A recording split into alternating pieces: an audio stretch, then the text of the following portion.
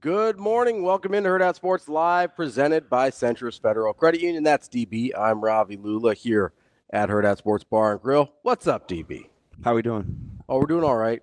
Yeah, good. Yeah, we're trying. We're hanging in there. What? Just okay. Yeah, we're doing all right. Cool. Trying to adjust to a lot of things happening in the world. Yeah, it's weird. I so right after the show yesterday, I went to go sit with my buddy, Mm-hmm. and he is and well, technically it's just hospice, right? Yeah. So his wife kind of left us alone, and we were talking, but not really, right? You know what I mean? Yeah. He's not. Just comes in and out. And lo and behold, God's got a funny sense of humor.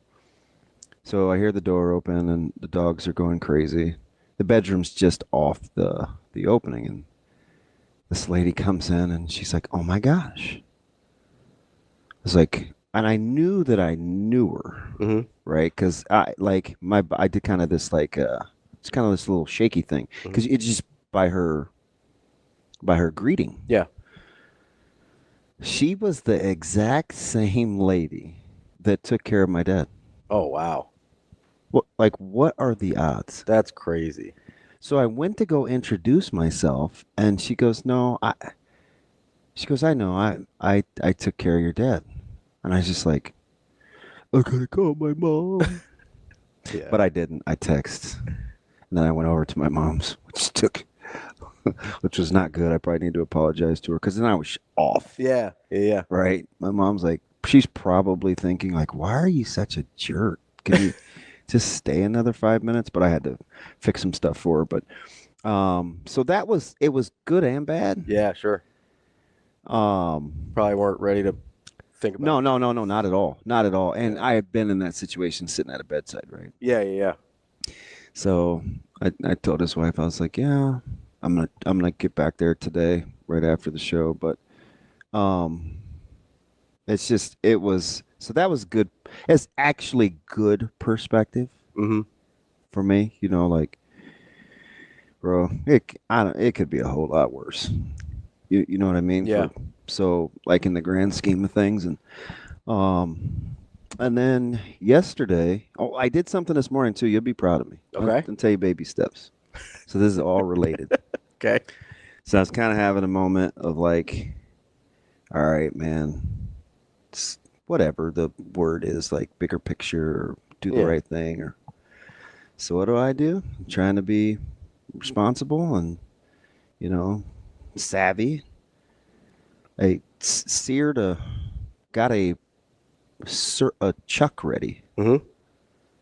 Do you know what I did with it after I seasoned it What's that? and browned it? You put it in the fridge. I put it. No, not Oh. quite. Oh. I haven't quite. I was like, oh, man. I haven't quite graduated to that. It went in the crock pot. Oh, there you go. Oh, There you go. I did light a candle. I know it's going to get blown out before, because she just will not leave a candle. I'm like, I do not want to come home to this. But so there's like black beans, Yeah. and seasoned, and this like adobo puree, and it's gonna be crock pot tacos, which is not my jam. It's not bad, though. I mean, you talk about taking one for the team. It's like, I'm gonna gut it. Totally. But yeah, because there's always got a spring program at 6. And Breeze doesn't get done until 5:30. So you're not going to have a lot of This time. is a split duty. Yeah. Yeah. And so I had softball last night, so I ate really late. 8? What does softball look like at that age? Because she's 6? It's surprisingly pretty good. Is it? Yeah. Is it like coach pitch at 6? Yeah. Okay. So it's like these little clinics, which I like. They're like You don't teaching? need to. Yeah, you don't need to be doing games. Yeah. It's the same thing I would do with soccer. It's the same thing I would do with a lot of things.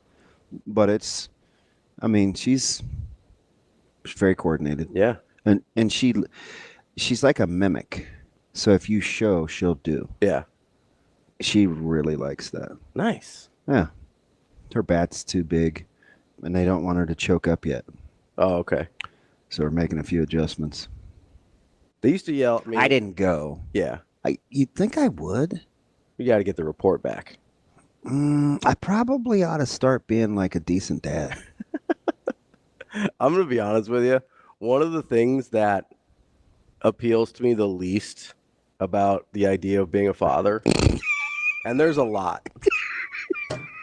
There's a lot. Like, I mean, we'll move past the financial and the practical of it all. Yeah.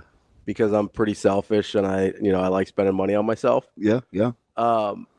It's a huge deterrent was the youth sports.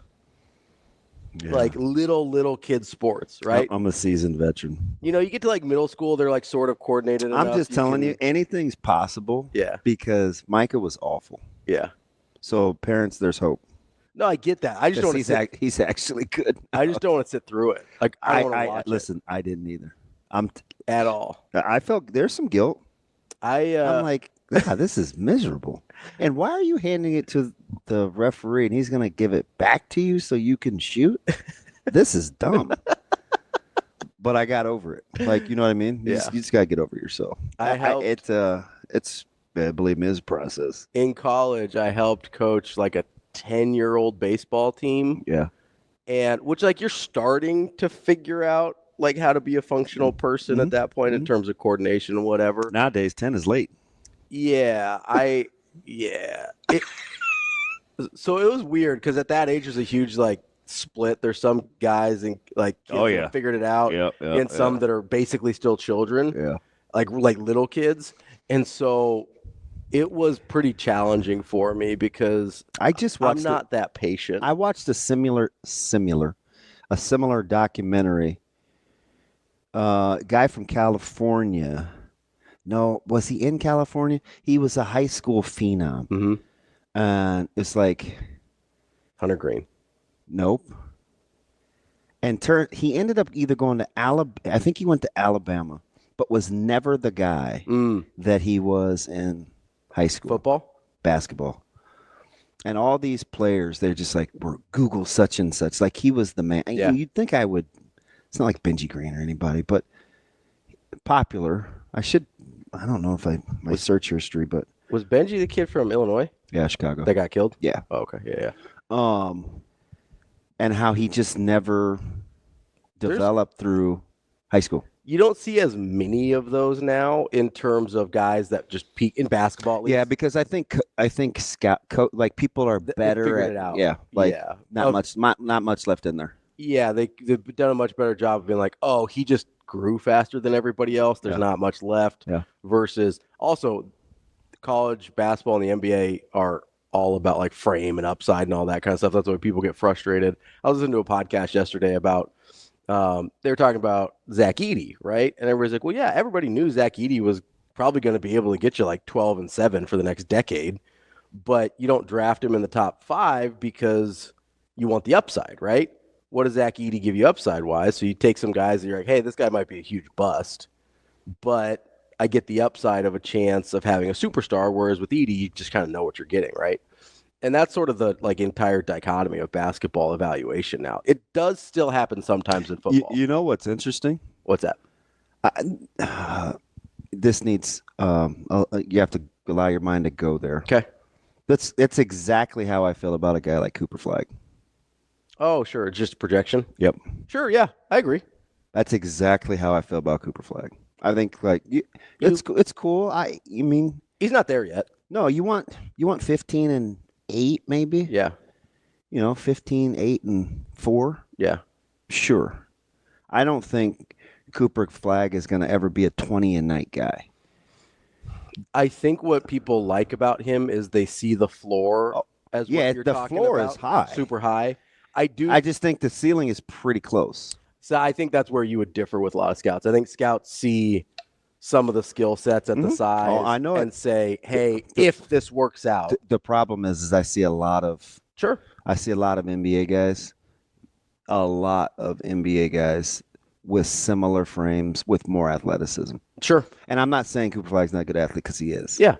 But he's not a freak. No. He's not even, yeah.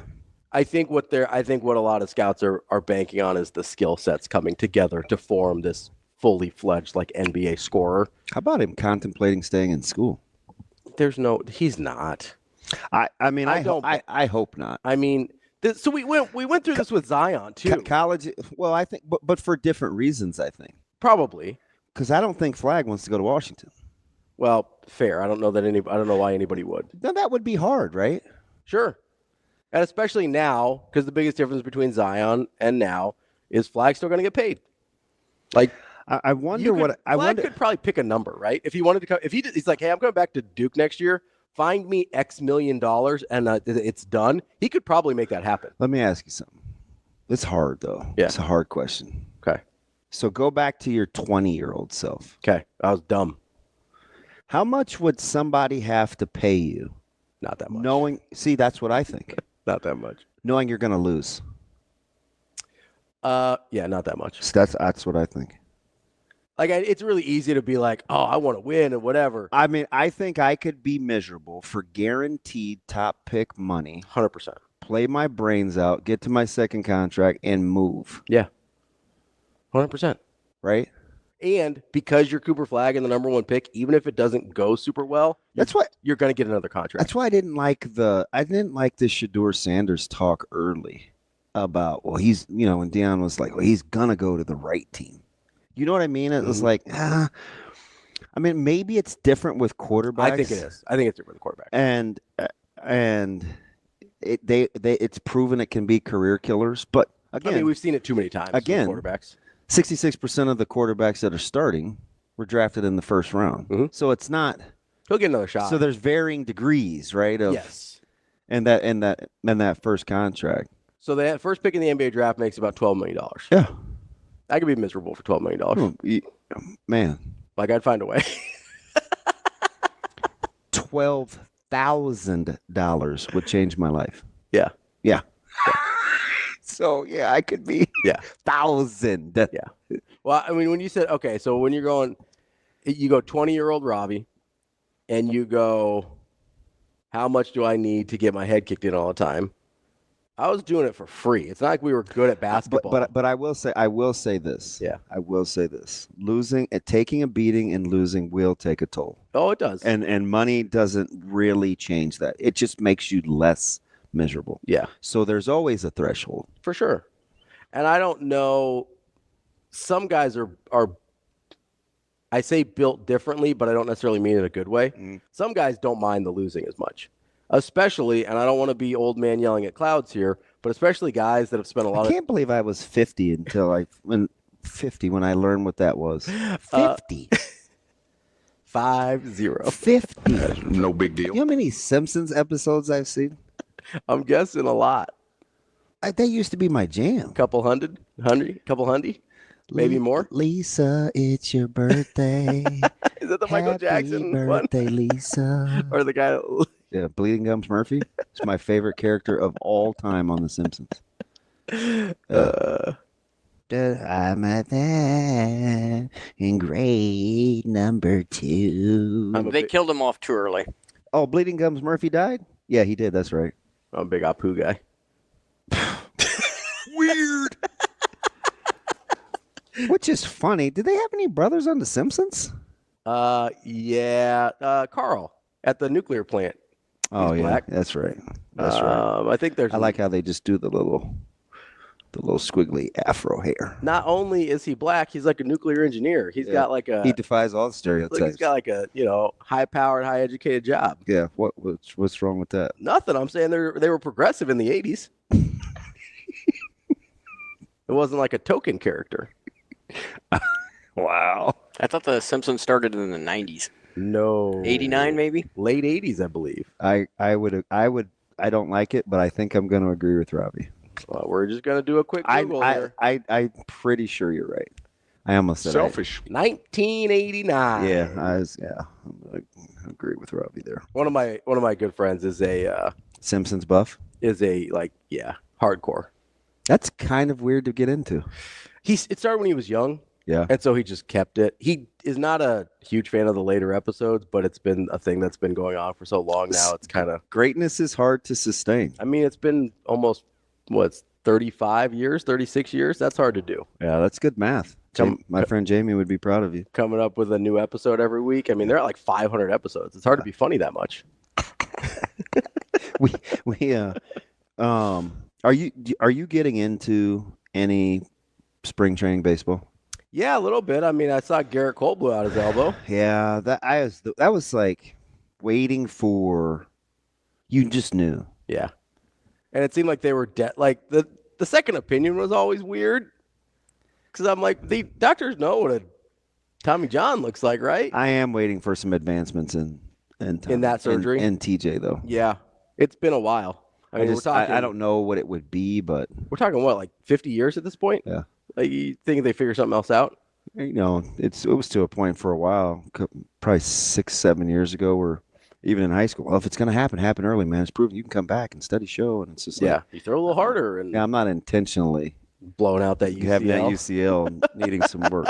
Just not going to do that, I don't think. But yeah, I'm enjoying. I like spring training. So the funniest thing about the Garrett Cole injury? What's that? Is how Devers just like rakes against Cole. Yeah. He was trending with Garrett Cole because people were making memes about how bummed out Rafael Devers was going to be. No, I've been paying attention a lot to the Red Sox have a few good young players. Yes, they do. And so I'm paying attention there. I see Soto's raking early in with the Mets. And then I tweeted this out yesterday with Caglione, who just hit a rock. He's hit a few rockets. He is a big cockstrong dude who's going to continue to grow. Yeah. Did you hear the one? It sounded like he's gonna wind up looking like Paul Goldschmidt or somebody. I was thinking he's bigger than what was his name? He's bigger than Goldschmidt. Travis Hafner? Yeah. You remember that dude? Yeah. That dude was a monster. Former Cleveland Indian Travis Hafner? Yeah. That dude was Coach Samaji's a big Travis Hafner guy. That dude was there were about 3 years. I want to say like 05, 06, 07, where Travis Hafner scared the crap out of me. Yeah. He was just a monster. He's a big cockstrong dude. Wow, Goldschmidt's only 6'3". I don't think Goldschmidt's that big. Caglione's like, hold my Gatorade. Well, it's just his, he's got those tapered shoulders and that thin waist. Yeah. Like he looks like Paul Bunyan. He does. He looks big. Listen, 6'3" is not that big. I mean, it's all relative. Context, right? Yeah, it's all relative. But no, Caglione hit one. I think it was yesterday. It sounded like his bat exploded. I was like, the noise it made coming off his bat was a little startling. I listened to it probably 10 times. That's all Royals fans need is another young guy to gush over. I know, right? Bobby Whit. Bobby Whit. I used to make this joke with. I don't mind Royals fan being happy though. I don't either. They're not annoying. I don't find at all. No, like even when it's going well. It isn't Royal fan, Chiefs fan. I think they're a different. Like I think there's overlap, but the Royals first fan. Do you know what I know? What Chiefs fan would say? What's that? They're not old Chiefs fans. Is a lot like Royals baseball fans. Yes. New Chiefs fan. Even Chiefs fans are annoyed with new Chiefs fans. With new Chiefs fans. Yeah, no, I think that's right. Yeah. They're totally gatekeeping. Even when the Royals are good, they don't get annoying. Like Cubs fans got kind of annoying when the Cubs got good. Yeah. Right? But Royals fans seem pretty chill. I appreciate the Royals fans. Chill. Yeah, they're just chilled, laid back guys, Just chill. Just a pretty cool dude. Caglione hitting the tape at 6'5", 247. Yeah, he's remember watching him against Nebraska, and you're like, yeah, just don't throw that over the plate. Yeah. What if we just walked him? Plate coverage looks pretty good. Then that game turned into softball. That was a debacle. What if we just walked him? What if we just don't throw him that ball? Isn't it funny? you think about the start for this year's Nebraska baseball team. Yeah. I hope they get to that point where they can play softball. Yeah. Because right now, needing 2.5 hits every inning to score is not fun to watch. No. It's I should take a deep dive. I bet Benny Mac probably has it in his stats. How many hits? Yeah. It seems like it takes them about 2.5 hits to score. You know what's funny is a lot of people, especially big Major League fans and older Major League fans, would tell you that that's what Major League Baseball is missing. Small ball? Is like multi-hit innings, you can, more than the 3 true results. Like you, a lot you of need outstanding pitching to play that way. yeah, it's hard. It's hard, and they just lost their best pitcher, so not ideal. Yeah. You know, Although they do have some arms. It'll be interesting to see what happens. I'm excited is not the right word, but I'm Intrigued. very curious Yeah. to see. I think you got some guys that can definitely step up. Me too. But me too. And who's going to seize this thing? losing McConaughey is not doing you any favors, No, obviously. no. Like They that's have- a tough. They got to figure out what to do with Nunez too. Hopefully he gets healthy. Like Yeah. his arm, but can't take that guy out of the lineup. They're going to be I don't know. I'm not doom and gloom. I kind of expected a rocky start. Yeah, I mean they're gonna have to do work in the Big Ten. Kind of expected a rocky Same thing start. with Omaha. They're gonna have to do work in the Summit. Do you remember the whole questions more than answers with their schedule this year? Yeah. Yeah, it turns out the questions thing is reigning supreme. Yeah, not a lot of answers yet. Haven't figured that quite out. Just figure out how to score. Yeah, I mean it seems And maybe you will. I don't know. That's- We'll see if Frost snapped out of it. But everybody that I talked to said that he picked up where he left off in the fall, and he wasn't really hitting the ball very well. yeah. That's a one of those simple versus easy situations. The Okay, DJ. hey, got to figure out how to score runs. It's like, yeah, that's a simple question. It's not a real easy answer. It's like, oh, you got to score a couple more. Yeah. Are you all in on tournaments, or are you waiting for the big boys? No, I was watching San Francisco last night because low key I've been kind of a hater on the Gonzaga resume Yeah. because it's What a do you mean low key? well, I was trying to give myself a little credit. It's a bad resume. Yeah.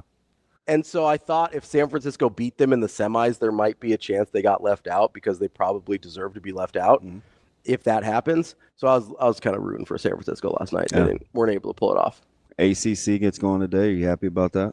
I'm probably not going to pay attention a lot in the first day of the ACC. Yeah. If I'm being honest. Little Pitt Notre Dame. Yeah, I don't need that in my life. Remember about 5-6 years ago, Luke Herringody and company, like Pitt used to be, or Notre Dame. No, used to be yeah, with it's longer than 6 or 7 years. Mike ago. Bray? Yeah. Pat Connaughton. Yep. Yeah, He's Oh. still getting buckets. They had Is he a buck? he's a buck. Yeah, and a bucket. Kinda. He's pretty good. It's one of those players whose names I'll never get right spelling on the first try. No, there's a lot of consonants in the middle there. And the whole AUGHT thing. And Yeah. Yeah. I think it looks like Connaughton, doesn't it? I think so. I don't know. There's a lot going on there. I don't even really recognize it, to be honest. He was the one that was a good baseball player too, right? Yeah, he could rake. Yeah. Got Yeah. drafted pretty high. Well, he could rake. Some guys, never mind. I'm not gonna make this about me. And that's totally on me. I like baseball. I'm here on bated breath. What do we got? Yeah. I was showing Zoe how to use her glove, and we were doing these little drills in the living room Sunday. And just to put that thing on again, You go all Terry Martinez. You got all chills throughout your body. all natural. My glove is 9 inches. Yeah. Yes. You got a little shorty. I got chills throughout my body. It's a small one. Yeah. I know, Shane, you Infielder or outfielder? So that's the thing. Were you an outfielder with a little glove? I started out as an infielder. Okay. And I moved to the outfield, and You never got a bigger glove? I just can't. Because some of those outfielders will go like a full 12. I don't know how they do it. It's crazy. 10, 11, 12. I even use a small one in softball, and it's a big ball. Yeah. I like to feel like I'm just using my hands. Yeah. I don't want those fly mitts. That's crazy. I was mostly infield. I used like a 10.5. Yeah. Yeah. It's probably normal. Yeah. Especially I have big hands. I pitched a lot too, though, so I want to be able to hide the ball a little bit. Yeah. I was not a very good pitcher past 6th grade. That was all I could do, really. I mean, I did okay other plus spots, but mostly pitcher. My dad got a lot right, but not that. Gotta get that pitcher money. Could you believe? Yeah. Speaking of money, I get it. The NFL salary cap went up, but this is some of these salaries. Yeah. You know what? Look, you're past the whole kid thing, I know, but man, I need to raise a mid O lineman. So we can get like $18 million a year. Claude, have mercy. I mean, is that the market? I mean, apparently. I don't know. We went through this exercise not that long ago. We did. We fine-tooth combed that thing. And this was not the market last year. And I knew the revenue. The cap did go up, but geez. Well, so this, I don't know how much you pay attention to like Ryan Russillo, but he's a big NBA guy. Oh, I like Russillo. He would do this. He's big podcast guy. Yeah, he would do this thing a couple years ago, or he'd be kind of bemoaning these different contracts and guys getting overpaid, and everybody in his mentions would be like, "Well, but Russillo, the cap's going up." It's like, yeah, that doesn't mean it's still a smart way to spend money. You have to spend it. Like and I get you have to spend a certain amount of it, but you don't have to spend it on mediocre players. Hey, how about how we jinxed your boy? Yeah. Shane, we jinxed you with a linebacker that has one of the greatest names in the NFL with Divine. Diablo. My man, the Saints signed him yesterday. Which is incredible branding. Divine Diablo plays for the Saints? We just talked about this, dude. Yeah, like 2 days ago. Yesterday leaving. Was it yesterday? Yes. I don't know I don't know what day it is. I told you I like their roster. I said defensively, they just need a few more pieces on the back end. Yeah. Then they lost Divine Diablo. That is crazy. I'm sorry, Shane. An all-time name. Yeah. I mean, don't apologize to Shane. We could get into this, but of any of us who deserves some sympathy, it is not Shane. Yeah, Why? Because my team's making moves? I figured you'd be going through it. My boys are gutted. Yeah, I have. What's the plan? I would love to figure that out. I would love to have. And if you move off of Ayuk, which I know you guys want to, it seems like they want to. Yeah. Who are you throwing the ball to with a paid quarterback? I mean, what did I text you yesterday? I go, what's the point in paying Purdy now? Oh, yeah, you did say that. Like, what's the point? No, but you have to, though. I mean, that's a no-brainer. I know, but you almost have You'll figure out the rest. Quarterback is the hardest. I mean, you might be able to figure out the rest on offense. I don't know what they're going to do on defense. Sneaky good pickup from the Giants, too, getting Holland. He may have been the best safety on the market. They lost Hufanga. Yeah. They lost Greenlaw. Yep. They cut. I was a big Hufanga guy, too, but you know what? You're going to find out. He needs the right defense. They cut Hargraves. Yep. They cut Collins. They cut Juszczyk. They let Ward walk at corner. They let Banks walk on the offensive line. They let Moore walk on the offensive line. Between offensive line but don't worry, we still have 37-year-old Trent Williams who we decided to pay. I keep that guy around. No, I get that, but if you're paying a 37-year-old, you're not going to pay these younger guys like half that. Yeah. Well, we saw what he looked like last year, and I get he was out of shape, but he never got in shape either. Tell you what, it's hard in free agency to pick winners and losers, especially this early. Yeah, because you need to see what goes around it. Yeah, like what's the other shoe that drops? But I will say this, like on paper, the Commanders are doing work. They are. What are the Texans doing? I don't know. Like Tunsil's still good. I don't know. But he got a 5-year deal, right? Yeah, they just re-signed him. Yeah, I don't know. I mean, C.J. Stroud still needs somebody to protect him, right? Like, what are we doing? Yeah, and I think you do Stroud's deal after this year. I think so, yeah, because it'll be right before his 4th year. Yep. Yeah. So you get in a year early on that. Free agency was crazy yesterday. We can get into that more. I'm still trying to figure out if the 49ers are even going to be able to field the team next year. So that'll be fun. Yeah, your cap space will be pretty nice, but I don't know what it's not going to be for this year. Yeah, like it doesn't do you any good. Are they just like, hey, we're going to be bad this year? Maybe somebody's moving that we're not seeing yet. Maybe. That's why because the quarterback pieces fell, and I still don't have clarity on Tennessee. Maybe they do go get Cam Ward. They might. I mean, they're going to have the opportunity. It seems like the Browns are okay with Sanders. Or somebody. Yeah. That's DB. I'm Ravi Lulla. We'll get into more coming up next here on Hurrdat Sports Live. Welcome back. Hurrdat Sports Live, presented by Centris Federal Credit Union. We're here at Hurrdat Sports Bar and Grill, reminding you to keep those eyes focused and on the road. You've got one job as a driver. That's to drive. This message from the NDOT Highway Safety Office. DB? What up? What do we got going on the show today? I don't know. We're going to talk to Mike J. He wanted to move up a little bit early. Yeah. Just because Coach Rule speaks at 10. So we'll talk to Schaefer. And I said, hey, you know what, Mike J? We can be flexible. No problem. We're going to talk to Schaefer at 8:30 instead of our regular 9 o'clock. Before that, though, we're going to talk to Shelby Mast. He's our swag, baby. Resident Bracket swag. Resident bracketologist. Yeah. He's funny, too. See what we can get into. I like his little accent. Yeah? Yeah. No, I'm not going to do it. I can't. Nah. Not a big accent guy? I am. And his is fine because it's country southern. Yeah. So it's okay. It's all right to. But I couldn't flip it. Snap in right there. No. Then we'll talk to. We will talk to Shelby Mast at 8 o'clock. See who's going to win this bet of ours with Omaha. Me? Maybe. Well, you had another dirty bid stealer, so that's good. I know. Last night. It's good for you. That's great. Yeah. I need 4 of those though. Yeah, it's a lot. Because I can spend. Then I won't have to put roast in the crock pot. I can't believe that though. It's fine. So what time were you? It's more for Micah. What time were you up? And here's doing a crock pot early enough to get that done. My goodness. And here's the thing. Yeah. Because I'm a goofball, I'm not showering until the last minute because I will not smell like food. Not trying to smell like pot roast leaving the house. Bro, your boy didn't get in the shower until like 6:22. I smell like beef. Real talk. That little girl, she probably didn't age well. She was a cutie pie back in the day. She's probably like 30 now. One of my official buddies, he texted me last night. When's the last? Because Chucky's going to get Defensive Player of the Year in the ACC. Mm-hmm. He asked me when's the last time a point guard won ACC Defensive Player of the Year. Do you know who it was? Ooh, I don't. It's one of Maya's favorite players.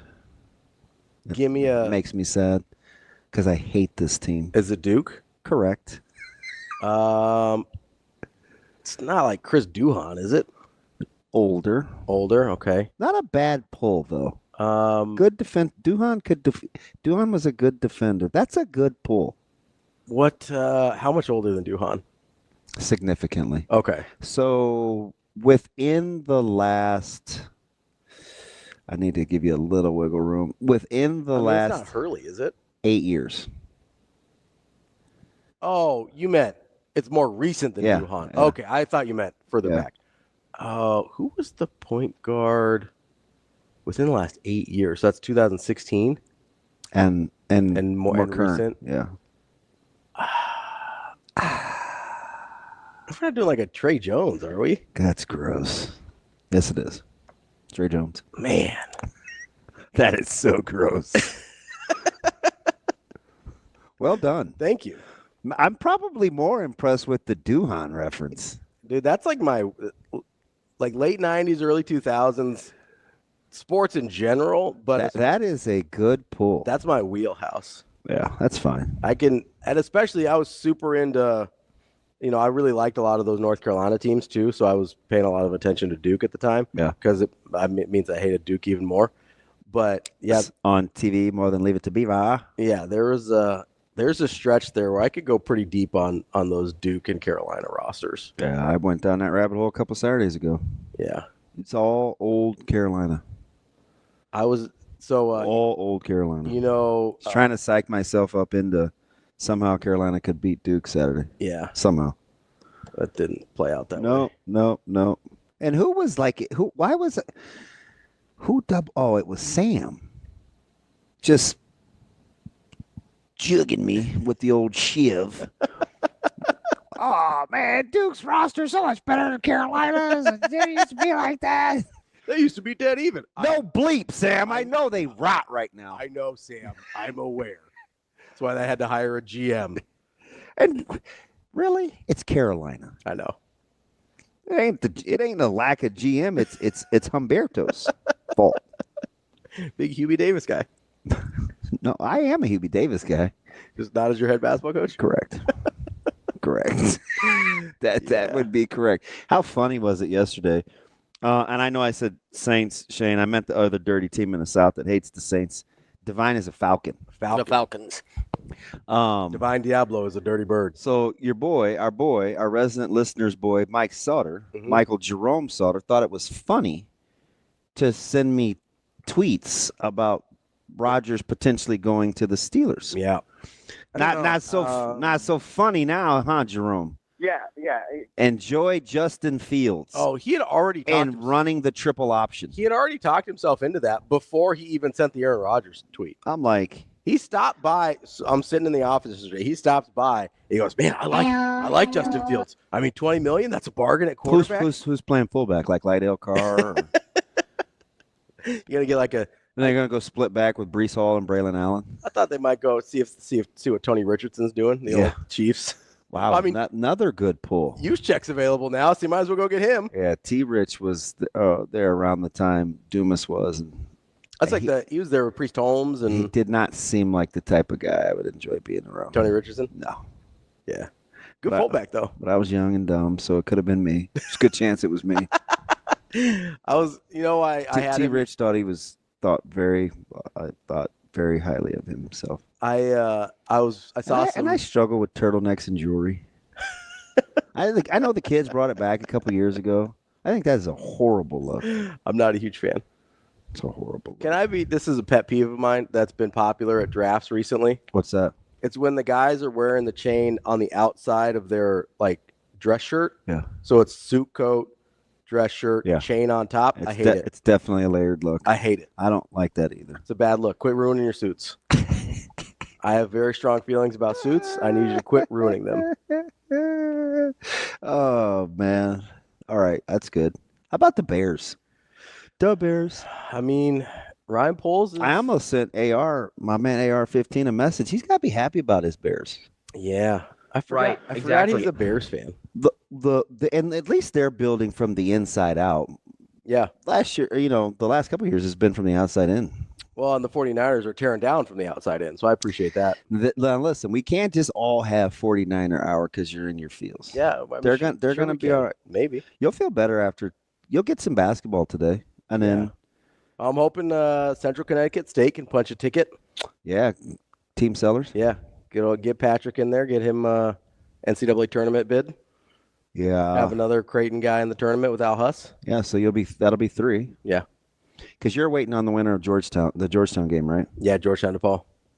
So that's tomorrow. Which is funny because they just played. Yeah. I mean, it doesn't really matter.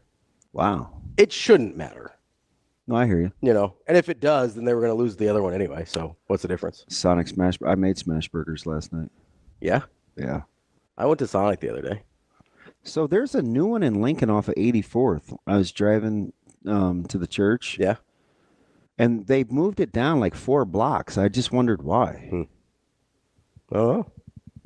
But I don't spend a ton of time in Lincoln. Is Sonic a thing?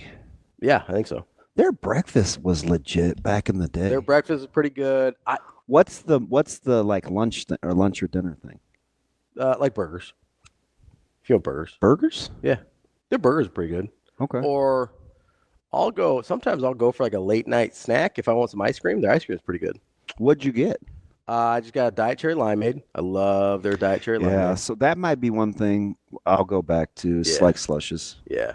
Not anytime soon, but that's a thing I kind of miss. And then I like their tater tots a lot. They've got good tater tots. Tater tots are fire. Yeah. Tater tots are fire. So we'll go, Natasha and I will go get diet cherry limeades and little snacks.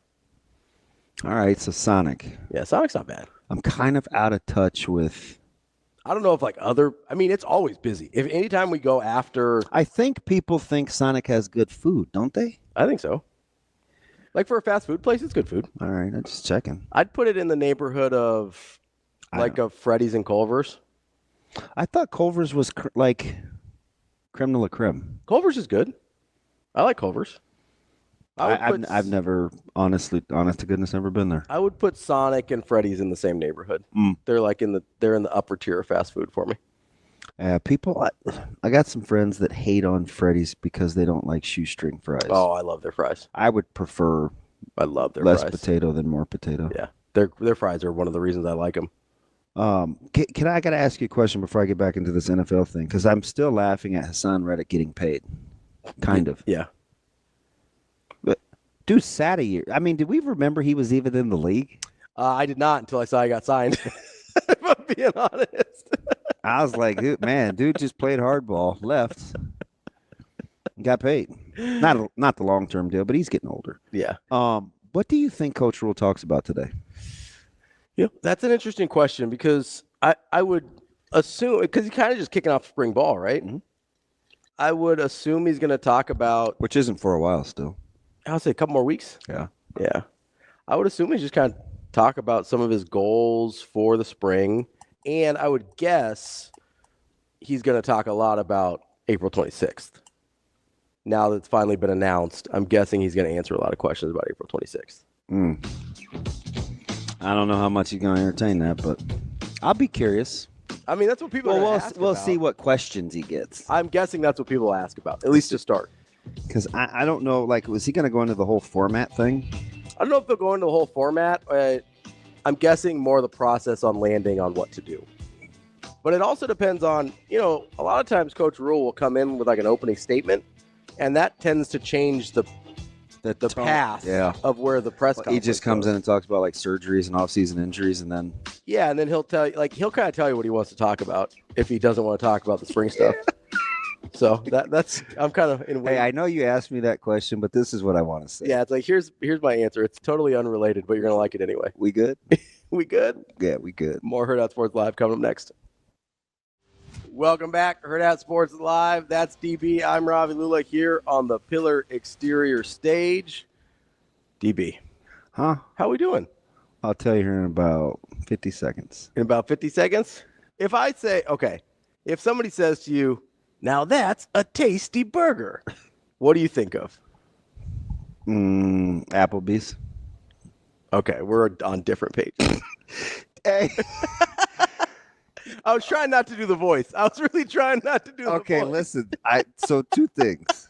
Number one, you were so mildly disgusted with that answer, it made you mad. Like it did. But it's fine because I could tell how you looked at me. But I've done that. I've wanted to like say something or do something funny and set something up. Yeah. And people just like kill the vibe instantly, and it's like, okay, I'm done. And I know I'm being a Richard. Like I totally know that's a Richard move. But so I'm vibing with you. Like you just cut me right there, and I ignored it because I've been there. You wanted to say, okay, you're an idiot. That's not what you were supposed to say. I couldn't believe Applebee's is the thing that came out of your mouth. Dude, the way you looked at me, though, and it was quick. See, that's why I wanted to be a profiler. That's how you know it's involuntary, is how fast it happens. Yeah. And I'm like, ooh, he did not like that answer. And I wanted to say I was just playing, but you already pissed, so it's fine. Were you just playing? No, I kind of thought Applebee's. You think that's like their catchphrase or something? No, I'm like asking. I don't know. Why'd you ask me? Look, you do want to say, you dummy. It's fine. I don't know. I don't know a ton. Think like movies. Okay. Oh, Good Burger. No. Now that's a tasty burger. So you don't want to go cultural on me. Are you afraid to go there with the voice? I'm trying not to. Well, Good Burger had black people. Yeah, it's not a Good Burger. Now that's a tasty Samuel L. Jackson. Yes. I assume you've seen this movie. Yeah, it's possible. I don't know if he's seen it. You don't think you know what I'm talking about, don't you? Yeah, but I don't think he's seen it. So your tone gave me Samuel L. Jackson vibes. Yeah, so I was trying to do the tone without doing the voice, which is hard. No, but you did the voice. I know. I don't think Damon's seen it. I wouldn't have known it was Samuel L. Jackson if you didn't sound like him. Have you not seen Pulp Fiction? No. Okay. I've seen pieces of it. Okay. So Ken we were talking about Sonic. Ken in the chat goes, Kenny or Kim P? Ken P. He goes, Sonic, now that's a tasty burger. And so I asked him. And he's picky too because he likes to cook. Yeah. Thank you, Evan. Evan's got me. You're Evan? Yeah. Oh, actually, he's ours now. You're co-opting? Well, kind of. I mean, he texts me without you being on the text now. That's true. Yeah. He probably texts you more than he texts me. Yeah, we moved on from you. You mind if I have a little bit of that Coke to wash down this tasty burger? I have not seen Pulp Fiction. It's Sprite, Shane, but correct. I swear to goodness, I've only seen the same 30 minutes of Pulp Fiction. Really? Yeah, and it's the Ving Rhames, I've seen the part where Bruce Willis is like running from some people in an apartment building. Yeah. But that's the only two things I've seen. I don't know anything about Samuel Jackson in that Look movie. at the big brain on Brad. I will say this, full disclosure. Yeah. Because I've liked some ugly people before, but I was young and whatever. Uma Thurman is probably the worst looking person that I've ever thought to myself, oh, she's not that bad. But I know she's not good looking. I don't think she's bad looking. Not good looking. All right. But just, some people, it's just like. Some people sort of have like an energy that is, I think, find attractive. I don't know if I would want to date a Kill Bill sword swinging person. Yeah. But she gave me some cool vibes. Yeah. And she's basic. I like plain. Yeah. I know that's dumb. What's the difference between plain and basic? Nothing. Okay. Well, can I just finish the thought? I was trying to get some clarification here. I don't know, man. I think I should have said something other than Applebee's because he hasn't been the same the last 5 minutes. Now that's a tasty burger. I didn't even think Samuel Jackson was funny in that movie. Didn't he kill people? Yeah, it's an odd movie, but it's sort of a murder comedy.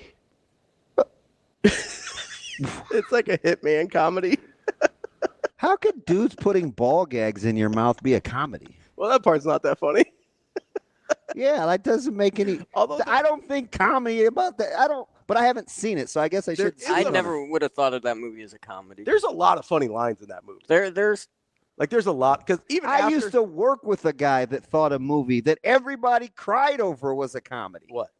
I can't even remember, but I'm like Severe because he's a psycho. No, it wasn't. No, it was Sharp. Because Severe is kind of a psycho about movies. He's like, no, that's a comedy. I'm like, that's not a comedy.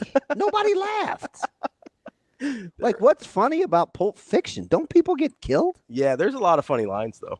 Like after the scene you're talking about with Ving Rhames, Bruce Willis comes in and he's like, "You doing okay?" And he goes, "I'm pretty bleeping far from okay, man." It's a funny line. I never got into Ving Rhames. In context, it's a funny line. That's supposed to be Lawrence. I was kind of vibing with him in Baby Boy, though. That was supposed to be Lawrence Fishburne? Really? Yeah. His agent told him to stop taking supporting roles. He wanted to be a leading man after that. I kind of like Fishburne. Yeah, me too. I don't know if I could see him. I can't see it. Never mind. you thought of Ving Rhames that way before? Relax. I was trying to move on. All right, Applebee's. We'll be right back. More Hurrdat Sports Live. Kicking off hour number 2 here on Hurrdat Sports Live, presented by Centrist Federal Credit Union. That's DB. I'm Ravi Lulla. We are joined now by Shelby Mast of BracketWag.com. Shelby, how are you this morning? Doing good. How are you guys? Shelby, this is my favorite. There's that voice. This is my favorite time of the year to talk to you. I apologize. I normally try to get you once or twice before the big unveiling because there's always good buildup. But man, it is good to hear your voice. How you been? I've been good. Good. Life is treating me good. So it was this year. Maybe this is hyperbole, but you've done this long enough now. We would joke for the last month and a half. We said, "Oh my!" I coined it as the middle is so big, right? Not necessarily a weak bubble, but anything from number 18 to number 40. It seems like splitting hairs. Was this any more difficult than it normally is for you, or did it just seem like that because the rankings fluctuated so much? I think that this has been one of the toughest years to do the middle of the bracket. Yeah. You can choose around and not be wrong. There, Kansas sitting there in the 7th seed, they could easily be a 5 or move down to a 9. And I don't think anybody would yell and scream too much. It's very tightly packed. So, Shelby, I want to ask you about a couple of local teams here before we look big picture. One of them is very important because Damon and I have a bet on it. Omaha, you've currently got them at a 15. What are their chances of staying at a 15 versus dropping down to a 16? How do you view Omaha? I think 15 is good for them. If they get some more bid fees enough to move them down, they could fall to a 16, but I'm comfortable with them at a 15. How difficult was it, or how much movement for you? And maybe we're talking about actually winning the conference. It seems like you've got Tennessee out in the West right now, which would make them the 4th 2 seed. Am I reading that right? They're second. My city's list is down below. They're in the Oh, I got it. Okay. So the closest to be able – it seems like if St. John's were to win the Big East tournament, can they move at all, or are they basically just going from an 8 to a 5? I think their resume is not indicative of where they should be. They should be below. Yeah. But I think the committee is going to smile on them if they win their Big East tournament. I think the 2 seed feels right, and them and Kentucky and Texas Tech are going to vie for that spot. Interesting. I'm going to ask you about Kentucky. How hard were they for you to kind of cap/seed?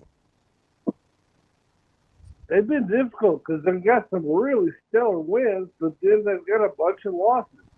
They kind of make you scratch your head. I know they've had injury issues, but it's one of those where you're not real sure. And I do this trying to figure out what the committee will do, not what I think should happen. So I think the committee will give them 3 seeds, but they could be in line for a 2. Yeah, and then and maybe A&M will join them, but they'll be the only team in the top 3 seed lines that will have double-digit losses when the tournament starts. Right. That's the thing holding me back from putting them on the 2 line. There'd be a lot of losses for 2 seed. I personally see that happening. Shelby, as I'm looking at Gonzaga, I find their resume sort of fascinating just because the metrics seem to love them, but you go through it, they don't have a ton of quality wins. Like, how do you deal with a team like Gonzaga that's taken more losses than they typically do and doesn't necessarily have the most outstanding resume, but the metrics really like them? Yeah, they're going to be tough on Sunday because their game's going to be finished tonight, and then they're done until Selection Sunday. Are the metrics enough to move them up from 8 line? I don't know. I'm a little gun-shy because last year they got a very favorable seed, and they're just an average team out there. But this year they've got some good stuff, nothing real bad, but the metrics have paint them as an 8th overall team, and the NCAA is their baby, the net, and so are they going to move them up just because they're 8? I don't know. All right, Shelby, now full disclosure, I am traumatized as a Carolina fan, and it's Caleb Love. But I still don't understand. I think they're top 13 in the net, Arizona. They're top 16 in KenPom. But when you watch them play, I think they're tougher than Kentucky, in my opinion. The metrics love them, but I watch them play basketball, and I think, they're not very good. Yeah, they're some nights they're really good, and some nights just average. So put those 2 together and trying to figure out what the committee will do. They're going to probably be in the 4 or 5 line. It's incredible. It just depends on what the committee decides. Shelby, I want to ask you about Creighton here.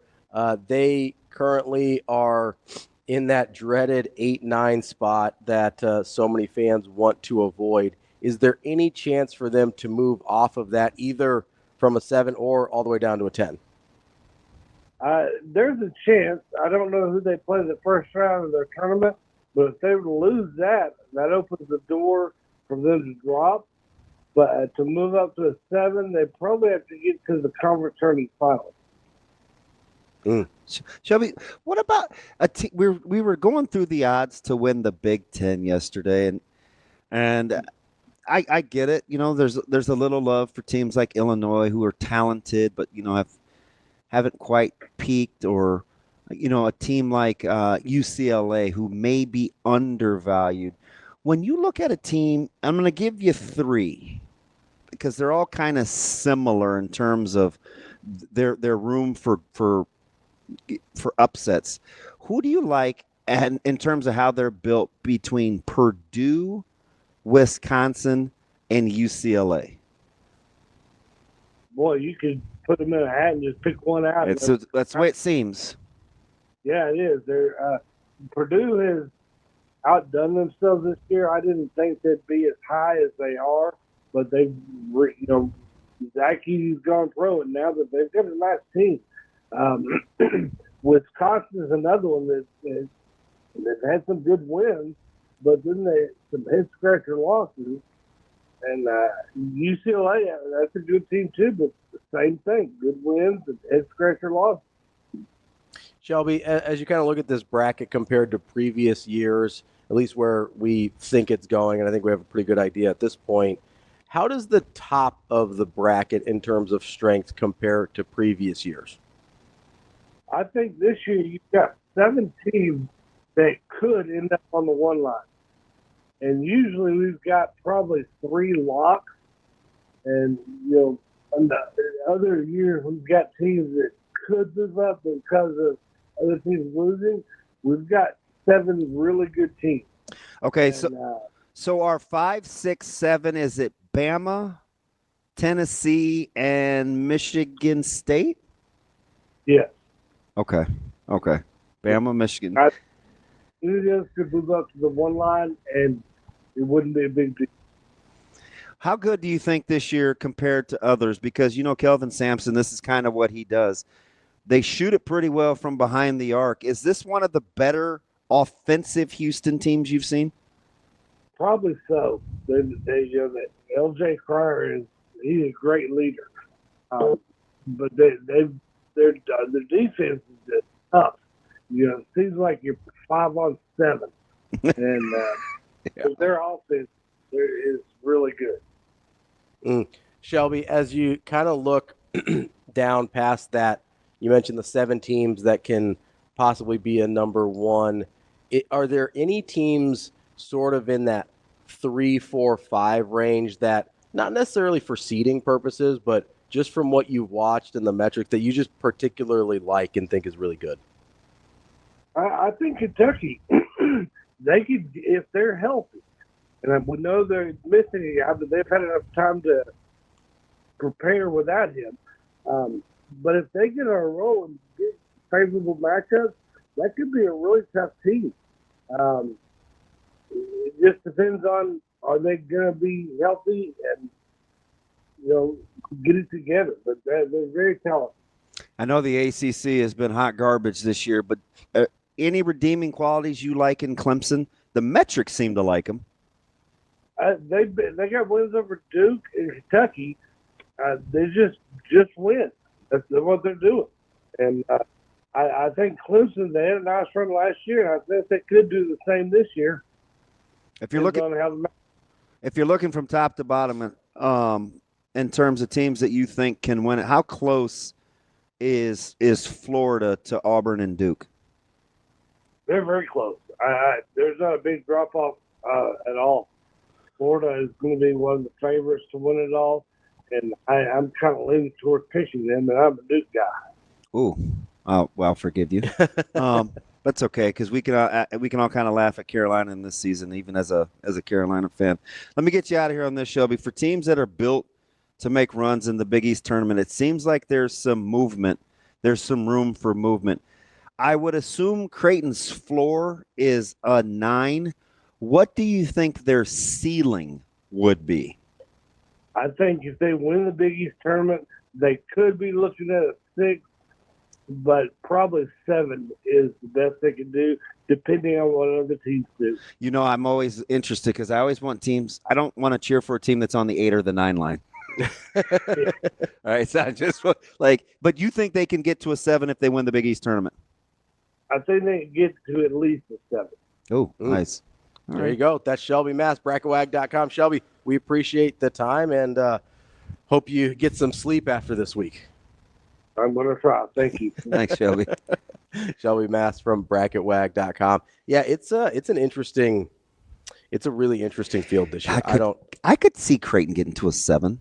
Jumping 2 seed lines right now, because I think almost 80% of the brackets they're 9. Yeah, so it's probably their floor is a 9. I don't know if they lost to Georgetown or DePaul. I think they drop to a 10. If they lost to Georgetown or DePaul, I think that drops them because so Drake, Utah State, Georgia, SDSU. I would bump Drake up. I'd bump Drake up a line to a 9. That's the NBC honking you. Yep. Which I like, but I've seen them play a ton. Yeah. And I mean, they're 30-3. Like, come on. They're 30-3. Yeah. I know you're probably doing them a favor by dropping them off the 9 line, but it's also still disrespectful. How about Kansas? He said they could be a 7 or they could be a 5. Dude, I know you. They're not. You shake your head. So here's the one. This is another one, and as I'm looking at the butterfly cannon, I got to get these in gear. Might be easy for a cheaper meal. There's going to be this discussion that I'm gonna come back to because we pulled DeMarinis into it too. Teams that could make a further run in. Mm-hmm. And I'm tempted after we see the matchups. I'll give you every opportunity to take a Big East team, but there's a Kansas versus UConn run discussion in this tournament. Oh, I'd buy that. There's a Kansas versus UConn discussion. I'd buy that. Because I asked you who you trusted more. Yeah, I think I trust UConn more, not by a lot, but I feel like I've seen worse more recently. You just think this Kansas team is more dysfunctional? Yeah, I think so. When they look bad, they look worse than I think UConn looks. Okay, but all things being equal, and they're not. I'm just want to get your thoughts on the coaches. Mm-hmm. Same 5 guys. You taking Self or Hurley? Well, I know you hate the same 5 guys thing because it's very different, but I probably go Self, but not by much. I mean, Hurley's obviously knows what he's doing, especially in March. So I don't think there's a clear edge there, even though I personally would take Self over. Now, I do think there's a case to be made, whether you're talking development or they have better players or worse players when I talk coaches. Mm-hmm. But the easiest way for me to do it linearly is all things being equal, whether they're good or bad. So the reason that I sort of laughed at that was because I think Hurley has to recruit a specific type of personality to deal with who he is. Like, I think that matters when you're like, I think certain types of guys are more attracted to playing for a coach like Hurley than others are. So that's why I sort of hesitated there. Because can you imagine, like, AJ Storr would never play for Dan Hurley in a million years. Like, that would never happen. Mm-hmm. Hunter Dickinson, the way he's been playing, probably could not play for Danny Hurley, right? So there's a bunch of that kind of stuff that immediately popped into my mind, which makes answering that question a little harder. If I'm just doing 5 for 5 there. But like, if I know we got Sam in trouble with this, but if you just switch those coaches, I don't think it goes well for either side. We didn't get Sam in trouble. Sam got Sam in trouble. Like, I don't think Self on UConn's roster probably does better than Hurley with Kansas's roster, right? Like, Hurley on Kansas's roster, that thing probably You think Self has more range? Yes, and I think that's fine. Hurley has to. There's coaches like that's a thing. Hurley has to coach a specific type of guy. That's a thing. I think Altman's the same way. Altman kind of needs to coach a specific type of guy. We saw that at Creighton at the end of his tenure. Who do you trust more? Because they have some weird similarities. Mm-hmm. Arizona or Kentucky? Oof. When you watch Kentucky, are you like, oh, they're good? Sometimes, not always. Well, you sound like Shelby. I mean, it's true. Here's my tiebreaker. I know I'm not the Carolina fan like you are, but I aggressively dislike Caleb Love and the way he plays basketball. So I would never pick Arizona. Like, he's one of those guys that I cannot stand how they play basketball. I'm always not for me. There's going to be that team or two and sometimes 3 that's going to come from the 7 or lower line. Yeah. That's going to make their run. So I'm looking at the 7, 6s, and 5s. Sure. Somebody's going to be in there. Somebodies are going to be in there. Yeah. Well, so if you're looking at 7, 6s, and 5s. I mean, I got one. UCLA. I like them. I asked Bob about him the very first time we talked to him. Mm-hmm. Memphis is dangerous. Oh, there was another one I thought you were going to go to because you like this team a lot. Who's that? BYU. Oh, yeah. Hey, they're good. And they're built for this. Yeah. I think people will like BYU.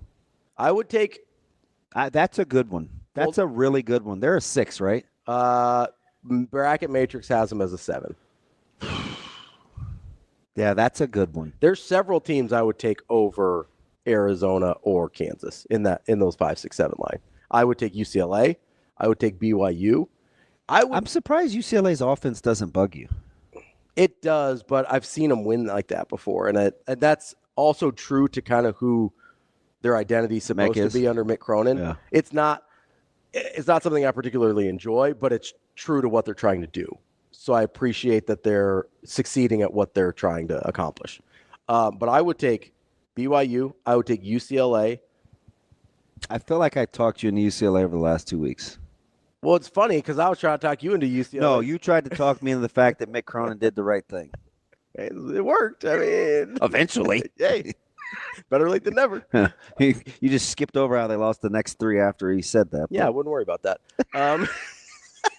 Hungry dog gets the bone. They weren't hungry enough yet. Now they're hungry. Yeah.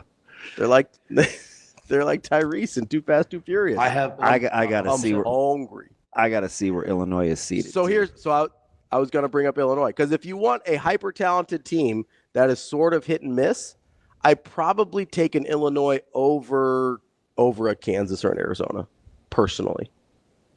Yeah, because I've seen both those teams get their doors blown off in the last 2 weeks. 100%. Yeah. Illinois and Kansas. Yep. I mean, blown just completely out of the water. Embarrassed. Yeah. I think Illinois' talent's better. Yeah. Oh, for sure. So I'll take them. If I'm choosing between imperfect things, I'll take the talent. Although I don't like Braswell as much as most. Yeah. But I'll take Illinois, BYU, UCLA out of that 5, 6, 7, and maybe Oregon over Arizona or Kansas. And shoot, I might throw St. Mary's in there too. No. Don't. Pace of plays. Nah. I don't know, man. I've wiped a lot of eye boogers out of my eye watching that basketball at night. I understand that. Ugh. But sometimes it's like Boggy Creek, man. I know, but sometimes that stylistically is enough to give people problems. Like that's a thing. That's a real thing. You keep the game uncomfortable. You keep it in your wheelhouse. If they're able to impose that pace on people, like that's part of what makes them dangerous. So if and I'm looking at Shelby's bracket right now, and at Bracket Swag, his 12s are High Point, VCU, McNeese, and UC San Diego. He's a little higher on High Point. A lot of people have him as a 13. If High Point's a 12, they're in business. Somebody's 5 is in danger. I think if they're a 13, the 4 is in danger. And UC San Diego's good too. So if they're a 12, the current 5s are Arizona, Oregon, Michigan, St. Mary's. Is that right? Yeah. And if they're a 13, it's Wisconsin, Maryland, Purdue, Clemson. The only team that I don't like there is Maryland. If I'm High Point, hard to believe Maryland's a 6. Oh no, that's a 4. Okay, they're I 4. I thought you said. No, I went the other way. I went up. My bad. Yeah. So Maryland as a 4 is the only matchup I'd be like, I don't love that for High Point. I'll take my chances with High Point against the other 3. I think you'll like UC San Diego too. I haven't seen them this year. I think full disclosure, I haven't seen UC San Diego. I can't wait to see these games get capped. Oh, because you will see several. Are you a higher or lower guy with seeds? How particular are you? What do you mean? That we get it right. Oh, I'm not super particular. Like lower seeds, you mean when you say lower seeds? Yeah. Are you talking worse or better? Worse. Okay. So lower as in bad. Bad. Higher, better, lower. All right. I get it's backwards, but I just want to make sure we're having the same conversation. Yeah, because there will be lower seeds that will be favored. Oh, for sure. There always are, but I think there may be more than normal. And it won't just be your 8, 9s, and 7, 10s. No, I think you're going to get okay. Right now, Xavier's listed as a 12. Yeah. You don't think Xavier would be favored over some of those teams? Well, I could see Arkansas being favored over St. Mary's. Arkansas.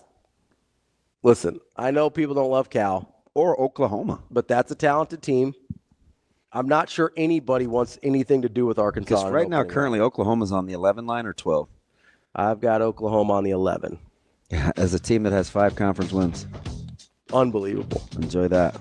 They got some good wins. They got some good wins. Well, and they got a lottery pick. Yeah. Oh, Fears? Yeah. Like that's you gotta watch out for those teams. I know it. And he is capable. And the SEC's a gauntlet too. So like Oklahoma might just be a victim of circumstance. I don't like all the Florida talk now as the seasons wore on. I know. It was fun when it was in January. This is your fault. It's not fun anymore. It's your fault. You did this. Because now I'm going to get off of them. No, serious. I know. I got to see how many people are picking them for the title because I don't want it to be too popular. I think it's going to be an Auburn Duke heavy picks though. Yeah, that would be something. We'll be back. More Hurrdat Sports Live. We're back here on Hurrdat Sports Live. That's DBM Ravi Lulla here at Hurrdat Sports Bar and Grill, and brought to you by For the Greater Good. It's UNMC's and Nebraska Medicine's 24-hour giving day, during which alumni, students, faculty, staff, former patients, and the community at large come together to raise money for scholarship programs, research, student groups, patient care, and other critical resources. It's all for the greater good. But you can start your giving now. GreaterGoodGivingDay.org. That's GreaterGoodGivingDay.org. You can make your donations now, but the push, the 24 hours of giving, is March 26th through March 27th, noon to noon on those days. And you will be eligible for some very cool prizes like the UNMC hats that we brought in the other day for every gift over $75 made during that 24-hour time period. It's GreaterGoodGivingDay.org to give either during that 24-hour time period, or you can just go ahead and give now as well. Don't forget, also help us spread the word about For the Greater Good. DB. What up? We have Schaefer, by the way. Okay, well, we've got Schaefer apparently. We've got our friend Mike J. Schaefer, Husker 24/7. What's up, Schaefer? Not a ton. How you guys doing today? We are good. We are good. Did you figure out the great cheese caper from No, it'll be on the next one. I mean, I just had to survive with cheese that didn't melt quite how I wanted on the sliders yesterday, so it was fine. I mean, it would have been better had the cheese melted as expected. But Hey, Mike J, we may get you to log back in. It sounds like we're having a few audio difficulties. You want to try them again, Shane? Yeah. Schaefer, we'll call you right back, babe. Yeah, it sounded a little robot-y there. Yeah. Not really sure what was going on. Schaefer was doing... I said, what was he working on yesterday? He had the big flat... I'm going to ask him, but I think it looked like his picture he sent me. Looked like he was doing sliders. So he did the ground beef in one big square. Gotcha. And then I think he was going to put it on the rolls and then like cut it apart. Cut it. Yeah. But he was not enamored with how his cheese melted. Cheese melt's important. Oh yeah. It's very important. Travis is basically telling you to get your act together, Shane. That's what Shane means. TK said Schaefer sounds like a dolphin. Oh, that's a good one. We can try it again here. All right, let's try it again. Schaefer. Let's see how Mike J sounds. How we doing? how's this? That's pretty good. Better? Yeah. Got it. We're locked in. That's good. Acceptable? It's acceptable. So you're going to change the cheese neck. Did you put the whole hunk of beef on the sliders and then cut them? Yeah, so like you use the box of the Hawaiian rolls to then push down the size of the hamburger patty and then cook that thing in its entirety, 3-4 minutes on one side, get the sear, flip it 3-4 minutes, toast the buns over on the other part of the Blackstone, and then you dress it up however you want. So that way Shelby can have her precious section with no cheese on it, and I can have my loaded section with everything else. So is she that might be her first mistake. Is she anti her favorite foods are nachos and pizza, and she doesn't like cheese. Wait, I'm sorry. It's throwing me for a loop too. Hold on. So, okay. Hold on. I need a second here. We got to rewind. How does she? Okay, so I need some clarifying questions here. I assume your wife is not a serial killer. So she's not eating she's not eating nachos or pizza without the cheese, right? There is cheese on those items. No, there's definitely cheese on those things. She just doesn't. She says she doesn't like cheese, but those are her two favorite foods. Because I have a friend. I think Evan actually used to eat his pizza without cheese. Doesn't like cheese, so he eats pizza without. She's not that. I don't want to misrepresent here because that's sociopath behavior. Yeah, I wouldn't disagree. I mean, I can't say with 100% certainty that she isn't a serial killer because I'm not with her all the time, but I feel reasonably sure that she is not. And there's people who don't like cheese, but it baffles me that her like favorite two things are nachos and pizza. And there's cheese. Yeah, interesting. Not just there is cheese, like the cheese is one of the main central part of the entire thing. Yeah, like it is like they're a big part of the party there. Schaefer, have you mastered your hot spots yet? With the Blackstone? Yeah. I have specific areas where specific items go. So I don't know that it's mastering anything. It's just having like, okay, so when I'm cooking beef or whatever, it's always going into this section on this burner. If I am warming buns or making pancakes, it's all the way on the far right. No matter, like, it never changes. Eggs are usually in the middle. Sausage and bacon are more to the left. Like, the meat largely gets cooked to the left side of the Blackstone. Other stuff is largely to the right side. The reasoning, I have none. It's just how I started, and I stayed. Is it what hand you? Is it what hand you are?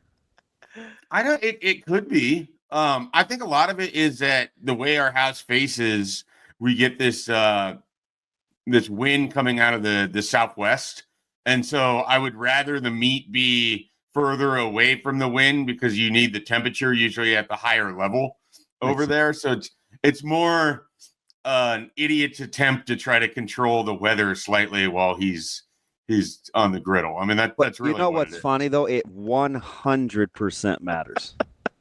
I mean, it does to me, but I'm the same guy who has like, there's 5 burners on the range. I have a very specific burner for very specific items. Can't explain why, but that's just the way that it is, and it's been that way at both houses. I was gonna say, I believe that's called OCD shape. I'm not that crazy. I believe that's the. I don't know. I mean, you guys have met me. I don't know that I'm a candidate for OCD, but with that specifically, it's a thing. And you have egg rings too, correct? Oh yeah, those things are fantastic. Okay. Also great to use when you have a small child that you can just cook them up a little square piece of egg pretty easily, or whatever you want to throw in there with the silicone rings. Nice. Okay. All right. So back to football. No, let's do basketball first, just because I trust you just because you've been a fan for so long and you're younger. So but I think the opinions are of somebody that's been a fan for 50 years, right? You just kind of have that range in your soul. When what do you want to see happen for growth in the program? Does it start with on the court stuff or off the court stuff? I think for me, it's on the court stuff. I don't know how other people perceive this, but having watched enough Nebraska basketball, I feel fairly convinced that Fred Hoiberg is the best coach I've watched Nebraska have. So I don't particularly worry about what's happening on the sidelines or, the whatever it is, setting up plays or diagramming and running an offense. Or like, I think they have a terrific coach. I really do think Fred Hoiberg, like, the amount of times they have open looks and everything in every game, I think he can diagram and run an offense. Now, do they have the right personnel to run his offense? That's kind of the big question. And so for me, it's more on the court in terms of, are you getting the right people in the right spots? Do you have the right mixture to be successful in the Big Ten? Do you have the evaluation chops that you can see somebody and think that he's a shooter in one spot, but he can still be a shooter in the Big Ten? I mean, so I also feel like they largely do a pretty good job of that. Like, I know that they're this past year taking a lot of heat for not having shooters, but nobody thought that Bryce Williams would be a guy that could lead the conference in scoring when he came out of Charlotte 2 years ago. no one thought that Juwan Gary could be this type of player when he came to Nebraska 3 years ago. I don't think people thought Rink Mast would be the central ingredient of a tournament run when he joined the team 2 years ago. So I think that Fred Hoiberg has an eye for talent too. So all of that being said, a lot of it for me is just getting it figured out on the court. And I would much rather go through a season like this where, yeah, it's unfortunate Nebraska didn't make the NCAA tournament, but they're in the conversation. They're right there. They're on the bubble. I mean, we're not that far removed from Nebraska being 9-22, or, the Tim Miles era, which bookend between two really nice seasons. You had a bunch of just mediocre fodder in the middle. Like, I want to avoid that whenever possible. And I know that it was an ugly start for Hoiberg, but I think he's transitioned into figuring out how he wants to play. He moved on from coaching members that I think were detrimental to the start of the operation there. And I like where Nebraska basketball is at. I think people are really upset because you want that follow-up. And we saw how close it was last year, and Nebraska built a pretty good resume and then didn't finish the job. And I think it's good to have that anger, but I think it's misplaced if we're talking about moving on from Fred Hoiberg. I know that wasn't the question, but that's been the nature of the conversation for the last however many weeks. So, Schaefer, help me out here, because I tend to agree with you. I do think he's pretty good at the on-court coaching, getting open looks, that type of thing. I don't know that I necessarily agree on the talent eval player acquisition, although you make some good points there with the examples you bring up. But let's assume you're right on both of those, that he's got a good eye for talent and that he's got a good eye for the X's and O's in coaching. So what's the missing ingredient? Like, how did we end up where we are if both of those things are true? I mean, this sounds really stupid and simplistic, and feel free to mock it, but there's only so much you can do until guys make shots, right? Like, what else is Hoiberg supposed to do this year if Connor Essegian can't make a single three-pointer against Iowa, if he's a non-factor against Maryland, you lose both of those games, if you can't hit the three on a wide-open look against Michigan, if you have a guy like that and you know what he's capable of, and he finished with the same shooting percentage as Keisei Tominaga last year from three-point, but he's not making critical shots.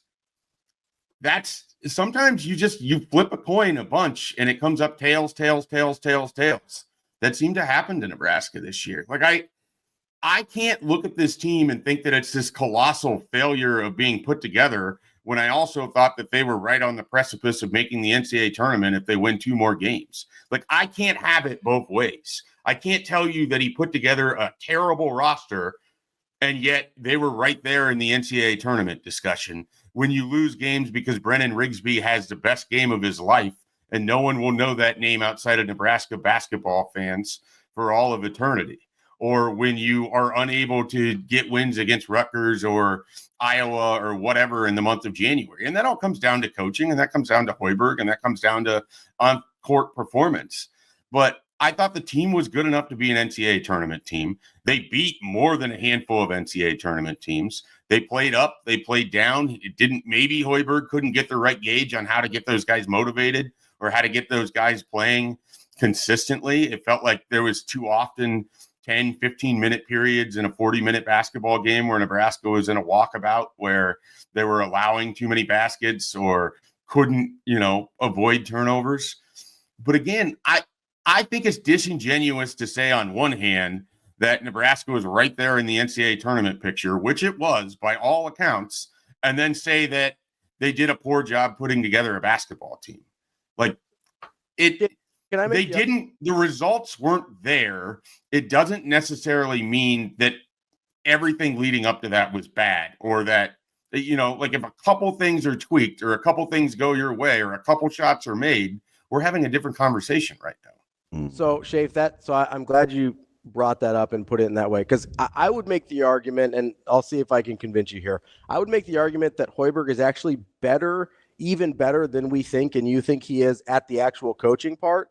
But because of that, it makes it seem like he's better than he is at the talent evaluation or talent acquisition part.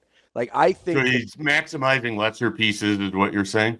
I think that's what I hear. Yeah. Because I like when it all comes back to, well, how does this guy always have his career game against Nebraska? And the shots are there, but they just don't hit them. Like if you have better players, they make those shots. Like that's just kind of how I agree that Nebraska's roster was not as good as it was a year ago. And I fully agree with that. But ultimately, I would even guys have to make plays, right? Right, but that's my point, right? Is they don't have guys that are going to consistently make plays. Like the talent acquisition, like maybe they got the best guys they could, but the talent acquisition, or maybe it's the development a little bit of getting those guys to the place they need to be, just hasn't been what it needs to be. Like I look at this Nebraska when roster, you say hang on. When you say development, like who's gotten worse? I'm not saying anybody gotten worse, but if you look at a guy and you're like, hey, Connor Essegian has the ability to be a good shooter. I got you. We've got to get him to the point where he's consistent. Right? Sorry, Schaefer. Go ahead. So, go ahead. Well, I was just going to say, part of it, too, is Keisei Tominaga wasn't Keisei Tominaga until halfway through his second year. Like, if Connor Essegian comes back next year with ranked Mast and you have a slightly different offensive setup and he becomes a 42% three-point shooter, we're having a different conversation about what Connor Essegian – like, it's part of it when we have these talks, especially about college athletes, is they're always evolving. Like, we want to have the conversation as if they're capped out at their skill level or this is exactly what a player is. And that's not necessarily true. You brought in Connor Essegian to be something more than what he was this year, and maybe he gets to that next year. If I'm going along with your line of thinking, and I don't think that you're wrong, I think that we're meeting somewhere in the middle on this. I would look at point guard, bringing in Raleigh Wooster, who you know has an issue of shooting. Like, that's a tough decision to make. You watched Aaron Eulis all of last year in practice and decided that was good enough for you on your bench this year. Both of those guys were not good enough, quite frankly.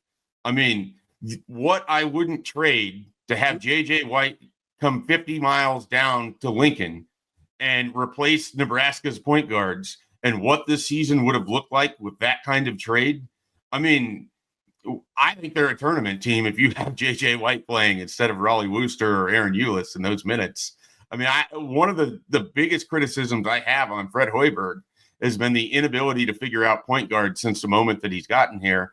He's survived by having point forwards and point centers. And, you know, for every Delano Banton and Sam Greitzel, you end up in these situations where you have Raleigh Wooster on the bench in large segments of games and Eulis on the bench because you can't play them. They're not good enough for you. And so that's absolutely an area where I feel like they have to get better is they have to figure out the point guard thing. Schaefer, when you look at, you know, numbers get floated and who's making what. And I hate the whole NIL talk because sometimes people are just flat out wrong in terms of what guys are getting.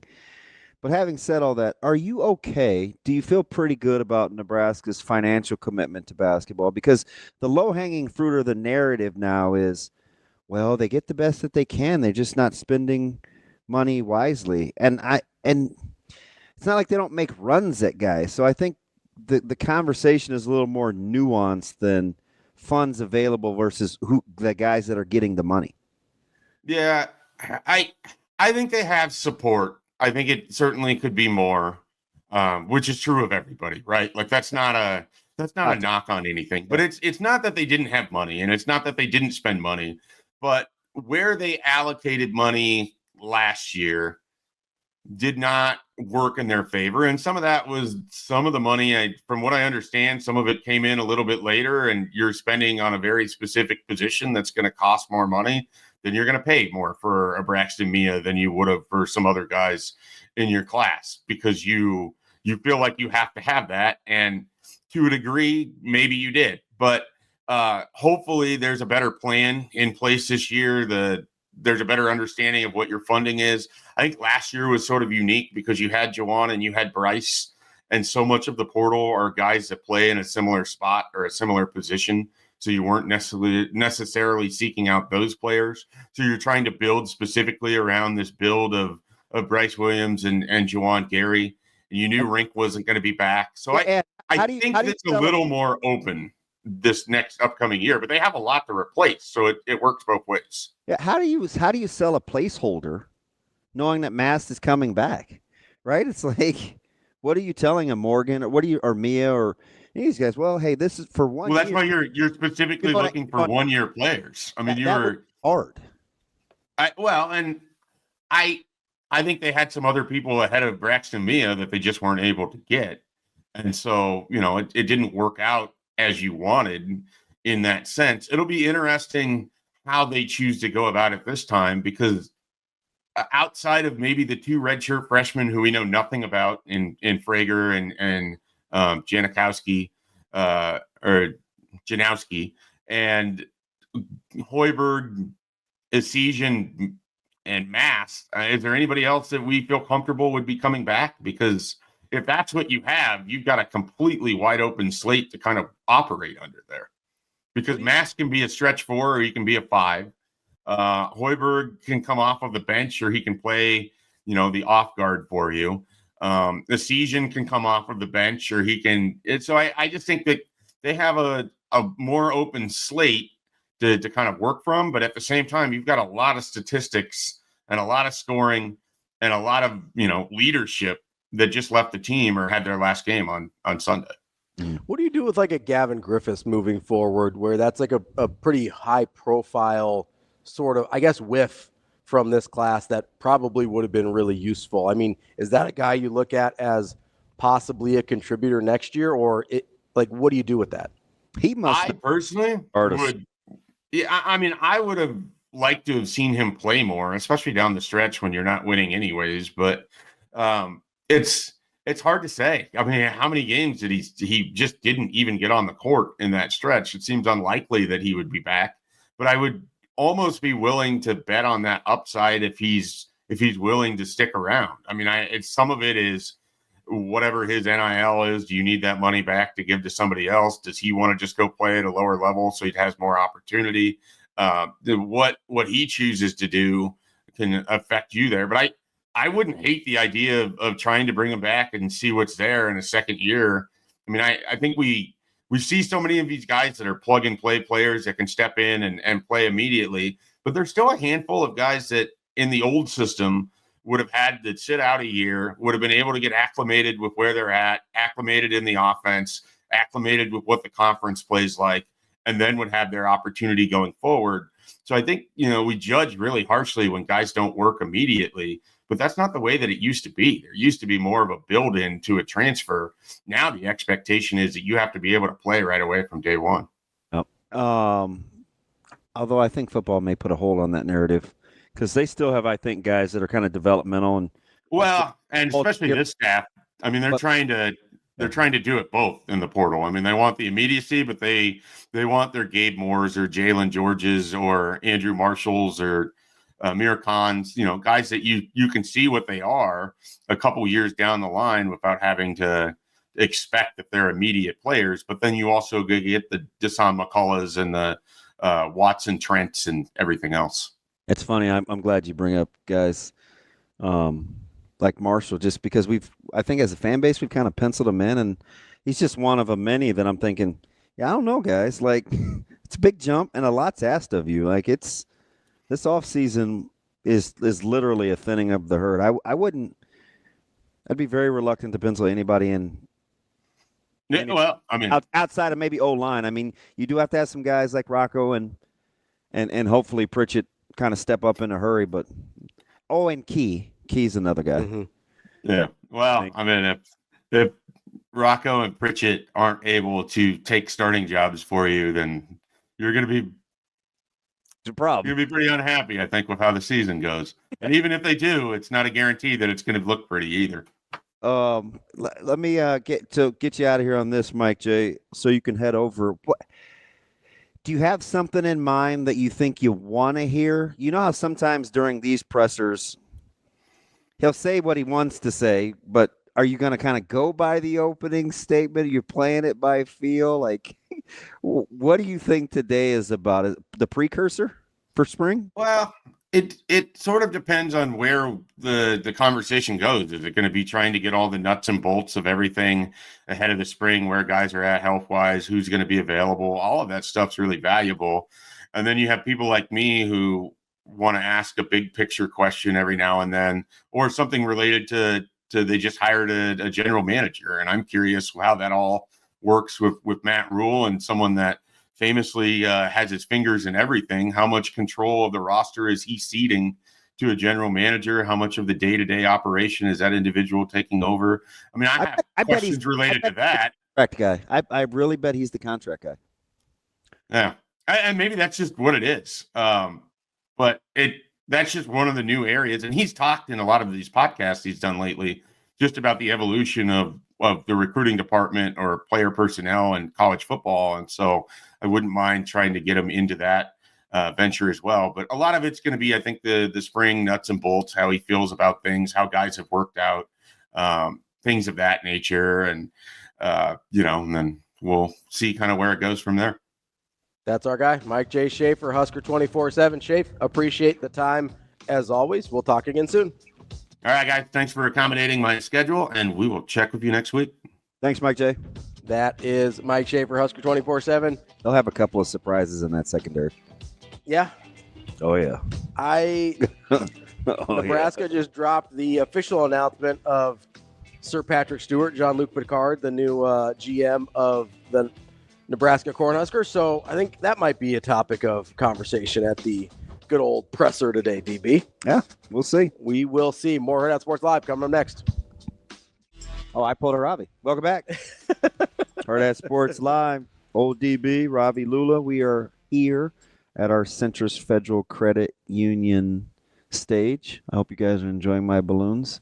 As Ravi, What are you guys doing up there? Ravi is babysitting my Wi-Fi. Oh, Because that's what I need as a babysitter. Do you have any problems with that? Do you want me to go down to Lincoln? I can go ask some questions at the presser if you want me to. Just, You'd have to excuse me right now. calling in the Indian guy to do the IT work. It's fine. It's a great thing I don't have joke Tourette's because I would like to think I'm kind of witty, and ooh boy. All right, just go on your Wi-Fi for now. Oh boy. See? It's not me. No, it's the computer. It's not connecting to the hardwire, and I don't have time to figure it out right now because we're doing a live show. Is this thing live? You are looking live. Big Musburger guy. You are a big Musburger guy. I know, I am. He's gonna have something to cheer about too. Not as big of a Keith Jackson guy as a. I loved Keith Yeah, Jackson. that's what I say. You're a big Keith Jackson. But when he lost his fastball, it turned into It did. It was a changeup. It did. Yeah. It got away from him in a hurry, unfortunately. You're not that just the talent thing did not sit well with you, did it? No, because I think that's the problem. I think that's the Well, big they problem. clearly but I think he knows they need better players. Yeah, but I mean so the way that Shea phrased it, and that's why I pushed back on it, was that he thinks he's doing a good job in roster acquisition, roster construction, however you want to phrase it. And I don't think that's the case. I don't think he's done better than he did at the start. Now, okay, I don't know. I heard relative to the complaints. I mean, I don't know if he's settled in on this is a good roster. Okay, fine. That's a fair distinction. I will say the problem with this team is the roster. I don't think it's the coaching. I think Fred's a really good coach. I think he's right about that. I think he's maximized this roster. I think he gets consistently good looks. Mm-hmm. I think that he consistently comes up with him or her staff or whoever comes up with good defensive game plans. I don't think the roster is good enough to consistently execute. That's the whole thing to me. It's the roster, right? And I've seen the reason I feel so confidently in this because I've gone through this before. Well, it's an easy question. If you take the top 12 teams, you take all the teams that are in the Big Ten tournament, so 13 of them. Mm-hmm. Is there a single roster you take Nebraska's over? Not even that. Okay. Outside of Bryce Williams and Gary, there's not another starter probably. Maybe a Sejan. Maybe. But he wasn't even a starter for Nebraska for a lot of the year. I understand. But depending on how a roster is put together. Yeah, depending on what you want. Yeah. Sure. That's it. That's all you need to know. That's all of them. And so, and I've been through this because I've said a lot of the things that Schaefer said as a Creighton fan in previous years. I'd be like, oh man, they're getting open looks. They just got to knock them down. Or, oh man, it seems crazy that every game some rando goes off and has their career high against Creighton. That's just bad luck. It's not bad luck. It's what happens when your defensive game plan has to sacrifice something. When you're not good enough defenders to consistently go out there and just guard people, you scheme something up that takes away the best couple guys, and then you're opening the door for someone else to beat you, right? And because it's Division I basketball and power conference basketball, usually the third or fourth guy, if you give him that big of an advantage, can go off on you, right? So that's what we're experiencing here with Nebraska. Is it's partly because Hoiberg's doing a good job on the defensive game plans to take away those first few options that you have some rando go off and feels like, oh, that's just bad luck. No, that's how the game plan was designed, because that's how it had to be designed, because the talent on the roster is not good enough to do it any other way. There's a reason. It's not just unlucky that you miss open shots all the time. You don't have the guys that can consistently make those shots. When you say can't do it any other way, you mean margin of error? Basically, yeah. Okay. Like, you don't have a ton of other options because the talent's not at a high enough level. I'm vibing a little. I've seen this. Like I saw this with Creighton when they were going through.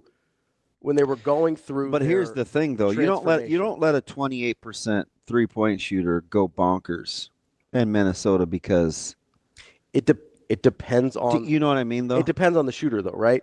Like, there's certain guys that shoot 28%, and you go, I know that guy's a capable shooter. But Ravi, listen to me though. Like 3 of those shots he hits were like off the dribble pull-ups. The game winner was not like. Yeah. But I don't want to be that dude that just picks at the one thing that I think I can. And here's the thing: diffuse the general discussion, because I kind of understand what you're saying. If you're talking about you're not good enough to overcome small margins. Yes. So here's the thing: is because you're set up the way you are with a roster that's probably not as talented as it needs to be, and you have to play in a certain way that creates these small margins. Then when a guy does have kind of a fluky thing, you can't overcome it. Okay, let's say you're spot on. Mm-hmm. But then you actually watch the games, and you see what happens against Penn State, or you saw what happened against even Minnesota, where you make the comeback, or you saw what happened against Rutgers when you fall behind big. Like any of the games where you fall behind between 15 and 19. Like, that's not what you're talking about. No, that's not. That, to me. So if you want to, you understand why there's hesitation there. I do. If you want to put something on coaching, and guys not being ready, and guys not being locked in, and guys not having the level of consistent effort to prevent those things from happening, those are the games you would point to. Like, if you want to point to coaching, those are the games you point to. And I don't have a good answer for it, because I can't figure out why it kept happening either. So Hurley's off the hook because he's won 2 natties, even though he has a player come out and publicly say, this is on us. We just don't. We got to stop playing at the level. I mean, we just glossed over what Caravan said, and we're like, well, how could Hurley let that happen? We just watched this guy sit on 60 Minutes and talk about the grind and what has to happen in practice and recruiting a certain kind of player. And then we had a player that came out and said publicly, hey, man, like, sometimes we just don't play very hard.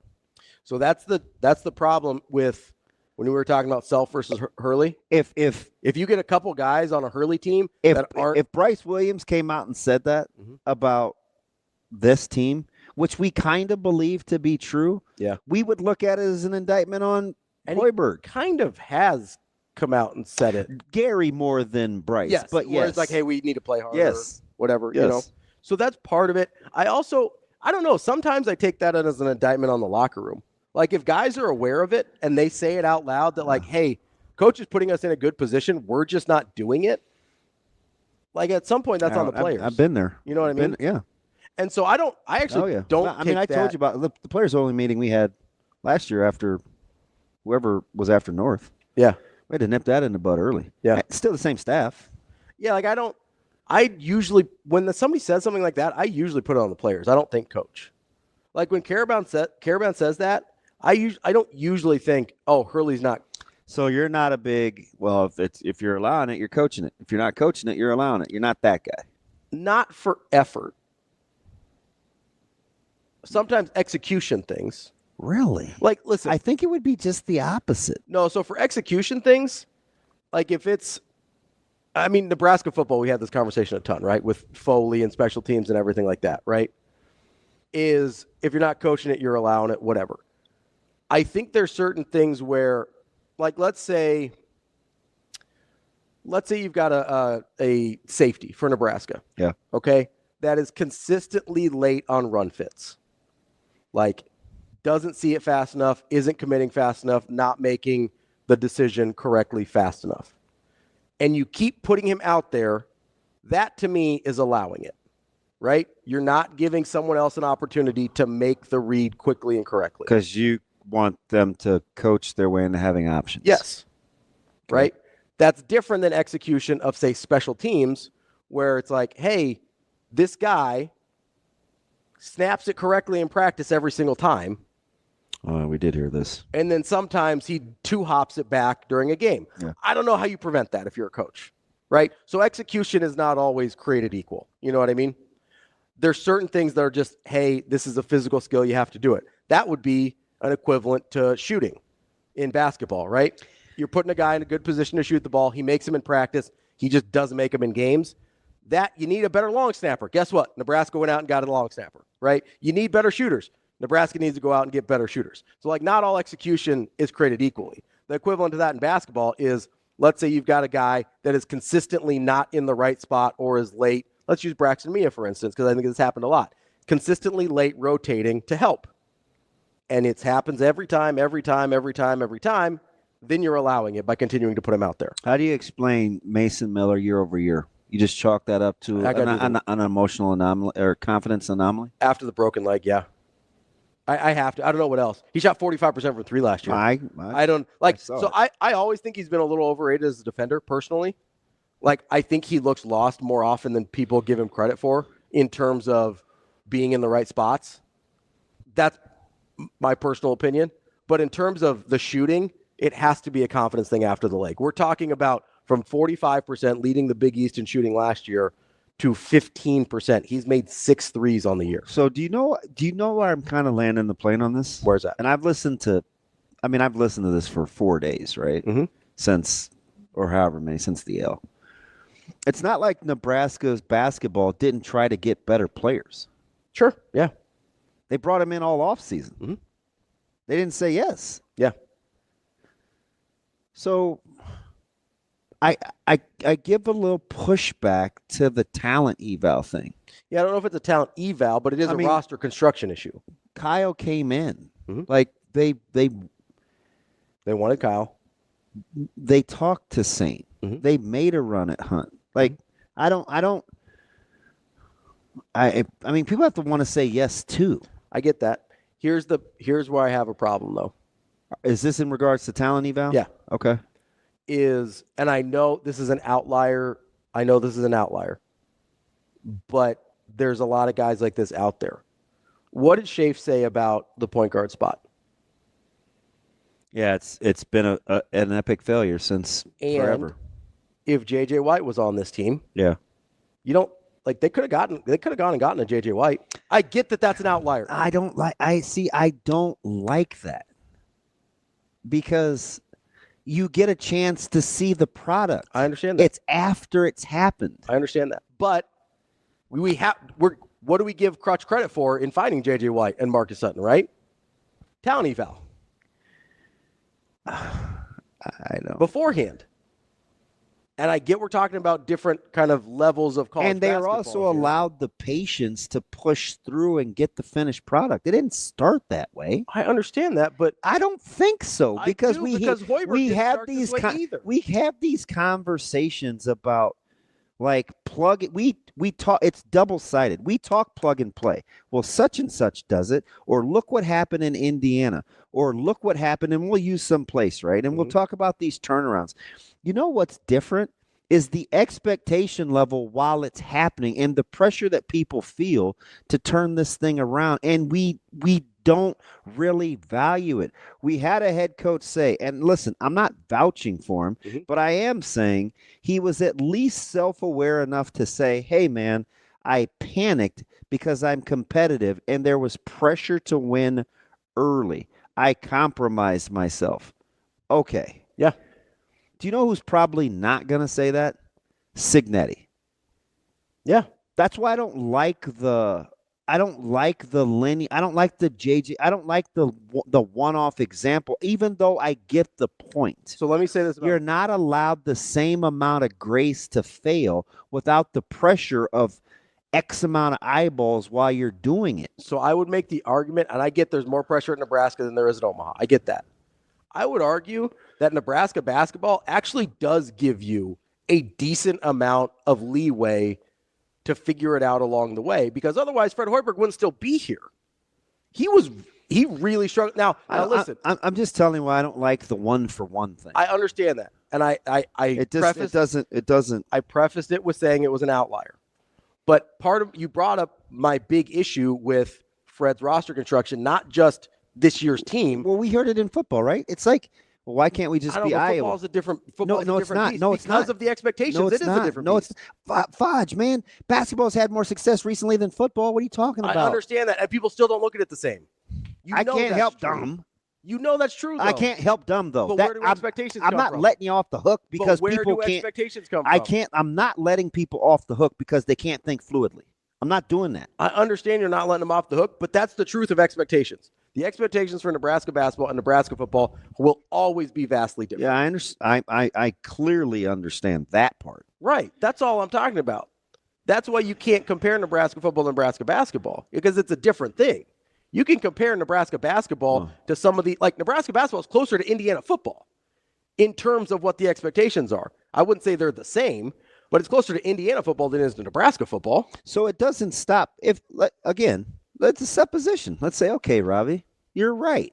Even though I think that thing is about as holy as a wiffle ball. But let me just say, okay, you're right. Why do we use the same linear examples across the sport as a fan base when we want to paint this doom and gloom deal? It's like you're having your cake and eating it too. We talk about these two sports almost interchangeably, yet when it's convenient, we make the distinction about expectation levels.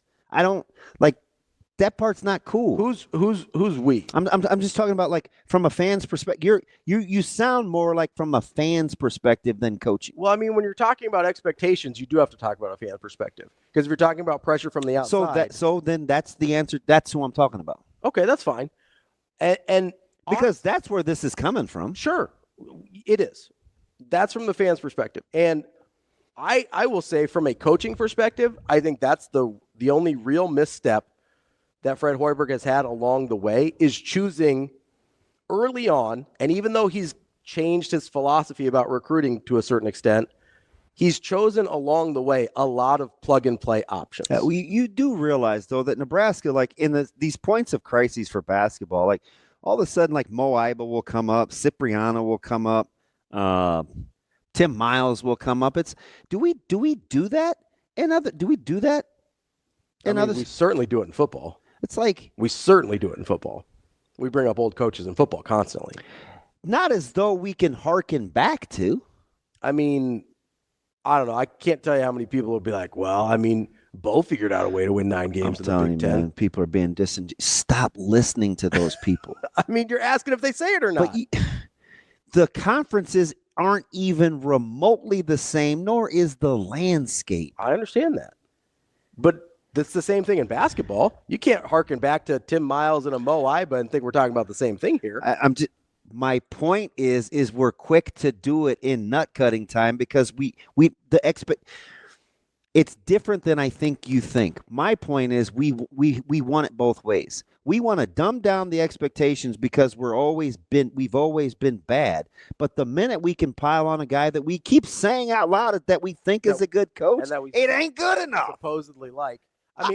That's fair. That's fair. I would argue that the roster construction, although it's looked different under Hoiberg over the past few years. You're skipping over my main point, though, that started this. Okay. It's not like they haven't tried to get better players. They did. But we act like, oh, man, you know what? I'm bringing it Mia, back. my first choice, or Berke, this is what we want to pick. Like, no, that's not how it went down. I get that, but here's my issue. If you want to bring it down to talent evaluation. You know why he brought in Raleigh? because he didn't didn't have think any other he options. didn't think he could play. He didn't think he could play Ulis. And he couldn't play either of them. So, I mean, he shot his shot. He did, but if there's I'm not. if there's a financial, And hear my heart. I'm not saying, hey man, there's no culpability here. What I'm telling you is you have to be starting from the same logical point if we're going to critique. Like let's just start at the point. Like, so here's where I'm starting. Right, you mentioned, hey, they've got pretty good resources for basketball. Fair? I think better than people give them credit for. Okay, so I certainly think that. Decent resources for basketball. Yeah, let's say decent. Are there teams that have acquired better players in similar landscapes? So let's say power conferences. We'll take like Omaha out of it. Let's say power conference teams that have acquired better players with similar or lesser resources. I don't know. I mean, give me one. Well, that's what I'm asking. No, give me one. Well, I don't know. That's why I'm asking. Yeah, I don't know. Because that's where it would become a question of resources versus talent evaluation. Do you remember the number one question I asked Schaefer before we started this basketball discussion? What's that? Just because I wanted to start from the same frame on the court or support off. I wanted to make that distinction early on, so we're having the same. And I'm talking about off-court stuff because I agree that Hoiberg is a good on-the-court coach. So the question is, I'm telling you, and I don't know what their resources are like compared to other teams. This whole thing started when you made the nice distinction between coaching and it was a point of contingency between between you and Schaefer about maximizing versus getting better players to begin with. Yeah, I think he needs to get better players. Okay, listen, I'm simply telling you that for what Nebraska is in terms of its thought process, what people think about it, and its potential prowess, it does not meet the eye of potential high-caliber players. Because what happens is the profile, the perceived profile is actually a problem for Nebraska basketball. It is the mid of the mids of a Power 4 conference, and people don't want to be here. But what we think is, I agree, it's kind of this sleeping giant. And man, if you just got, I'm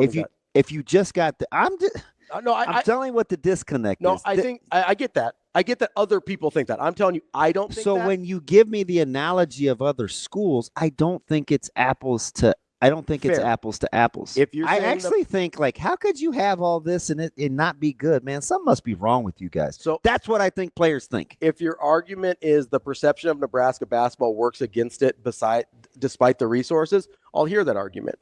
But if that's the case, then your talent evals better be off the chart. That's so that you can go so get then guys. So you can't belittle him, or not, you didn't belittle him. You can't. You can. You can. I know it sounds like you can say, man, they need better players, because they do. But I don't think in the same vein, without that supposition that we just talked about, and say, man, I'd argue if Schaefer thinks he's coaching up to the best of his ability despite what he has, and you say go get better players, you can't skip that. You can't skip that beginning step that I'm talking about. Can I tweak how I say it a little bit? Sure. It's pretty fluid. Here's how I would say it then. Because I think when we're talking about better players, we're talking about higher profile, higher caliber players. Let me put it this way. If you can't go get those guys, and it doesn't seem like they can, they've been trying for a while, it doesn't seem like that's in the cards right now. Okay, then go find players that are better fits for what you want to do. Yeah, or I'm listening to maybe a philosophical change. Yes, like instead of just trying to get the best available players of whatever, go get the best version of what you need. Right. I'll make that distinction as opposed to just a more realistic discussion for where I think this program needs to go, because we're saying a lot of things. It's like. It's all these myopic thoughts, and sometimes you just have to look at, like, what are we dealing with? Yeah, sure. And listen, I'll hear that, because I do think there is a perception problem of Nebraska basketball amongst basketball recruits. Especially, there's a reason Nebraska really struggles with local kids. Like, there's a reason for that. Yeah, it's the perception. Right, 100%, right? So I get that. So if we're going to have that discussion, and I think it's fair, that there is a perception problem with Nebraska basketball amongst recruits, then your talent evals and your ability to find the best version of what you need has to be off the charts. That's why, but no Has problems. No problems. But that's why I hate to just go get better players. Sure. I should say it better than that. That's you know on what I me. mean? Like, but I should say it better than that. You're That's on far me. from alone. No, I know. It's like 60% of people that are like, and then they pit it against, we're just talking about things we don't know, whether it's the NIL dollars available or what. I'm just here to tell you, it's not like Nebraska can't and won't spend the money. People have to be willing to want to date you. Yeah. So when I say go get better players, listen, it's what I mean. You know what Nebraska basketball is? When you come to this campus and you look at the athletic department and you look at the facilities and you look at a guy like Coach Hoiberg and his prowess, you know what it's like? It's like the 41-year-old beautiful chick that's told you she's always wanted to have kids and yet she has none. You probably think something's wrong with her. Or never been married, never had a long-term relationship. You probably whatever. think something's wrong You're with like, wait, how did that happen? You're going to go in with a little bit of trepidation. Sure. It's different than the 41-year-old that's single and has 2 kids. Or says, you know what? I'm independent. I've never wanted to have kids. Yeah. Focus on and my then career. you know what you're dealing with. But when you leave the interpretation open to people that you're courting, they're going to think something's wrong with you. Totally fair. I agree. That's Nebraska's problem. I just know, to me, like, I've seen this for 15 years of the guys that come to this campus that they court. When I say go get better players, I mean go get players that are better fits for what you want to do. Yeah. And that's their option right now, right? Because I've seen programs with less succeed. And I'm not. Listen, I don't disagree. I'm just catching up on. I'm in the chat. Yeah. I mean, no, I'm not. QBA says perception appears to be reality. Yeah, that's fine. No, yeah. But I also listened to a coach, and this was in football, when he said, "Hey, I know." Coach Rule said to Christian Jones, "I heard this. Listen, I know we're not very good right now. I know you're worried about winning. I know you are. It's been a while." But do you know how we can help get over the hump? We need better players like you. Like that. Yeah. So you have to be willing to say those things out loud, though. And you have to say, listen, I know we have an image problem. Yeah. I know that we have a perception problem. I'm not saying it's wrong, but it's a problem. Yeah. And we need players like you to overcome it. The perception is clearly the reality, but it's like we're fast forwarding. 100%. You know what I mean? Like, everybody wants the smoke show or the rich dude or the whatever it is that you want in some. Like, we always want the best version of that. Not always available to everybody. Just not. And sometimes you have to make some harsh. You have to say some things out loud in terms of self-awareness before you can even have that conversation. So I have this conversation with Jake all the time. He coaches NAI ball in Carolina, right? At NAI level, you're giving up something, right? You don't get perfect players at NAI. It just doesn't happen. Otherwise, they'd be playing Division I basketball. That's how it works. It's right? understood. Yeah. So what I ask him all the time is, what is the thing you can deal with? Like, what is the thing they're missing that you can deal with? It's the same if you're dating somebody, same with a job you're going to. It's the same thing at Nebraska basketball because you're not getting the perfect versions of the guys in the Big Ten. You're getting the lesser. So you have to decide, what is the thing that's missing that you can deal with? I want to know what Ken thinks is some BS. Ken is not happy. Well, he said it's harder to find diamonds in the rough in basketball. Everyone knows who the studs are by the time they're 16. I'm not talking about the studs.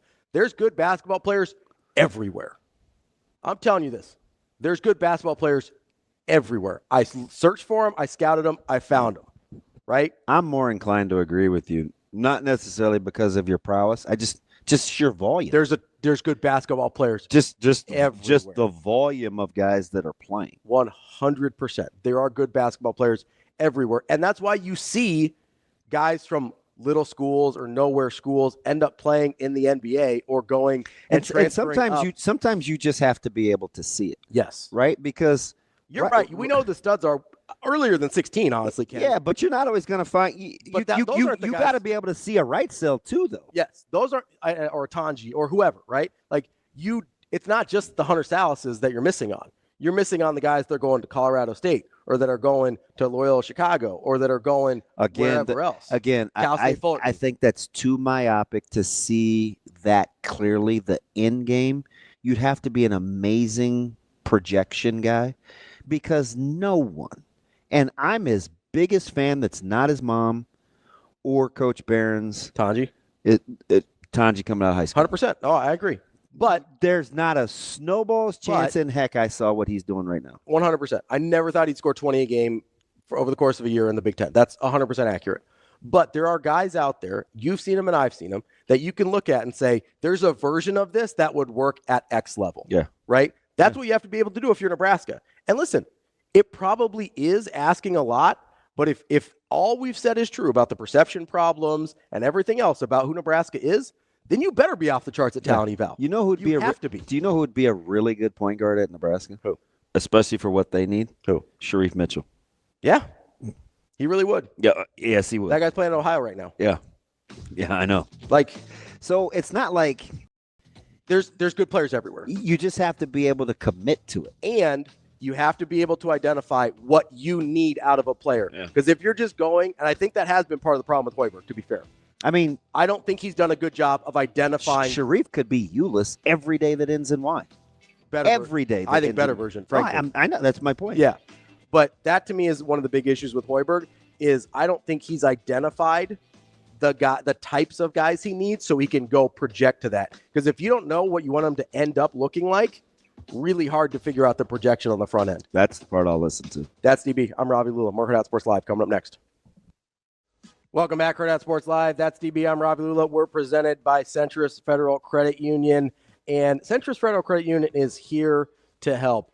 They know the power financial counseling can have when trying to meet your financial goals. That's why they partners with Green Path Financial Wellness to provide free personalized financial counseling services to its members. To find out more, go to centrisfcu.org to find out about their partnership with Green Path so that you can get free counseling towards your financial goals. It's centrisfcu.org, federally insured by NCUA.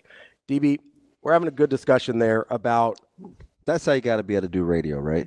Yeah, because I think we both sort of found common ground on what we were talking about, even though we started very different places. I will definitely land the plane on you better pick a style and recruit to it. Yes.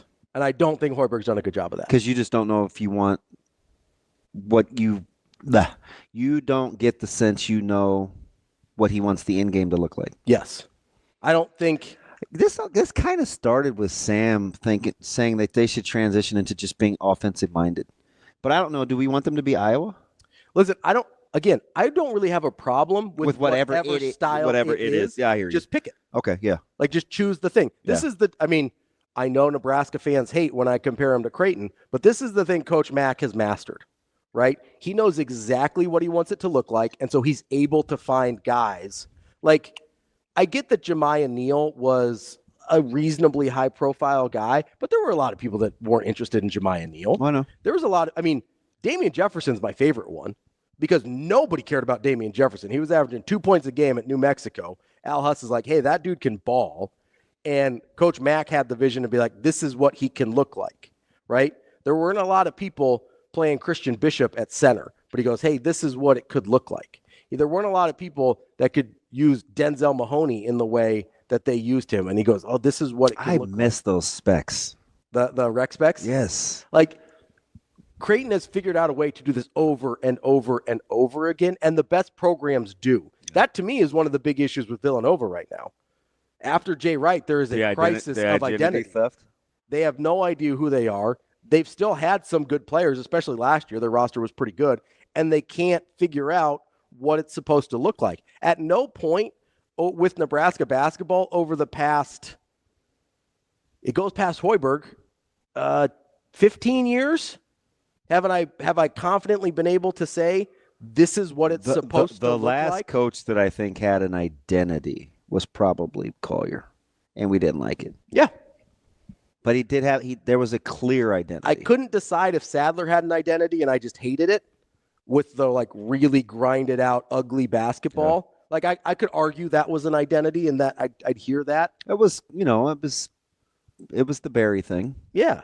But that's 15 years ago now at this point, right? Yeah. So it's been a really long time since I've been able, from year in to year out, definitively been able to say, because the identity last year was just like, Casey might get hot.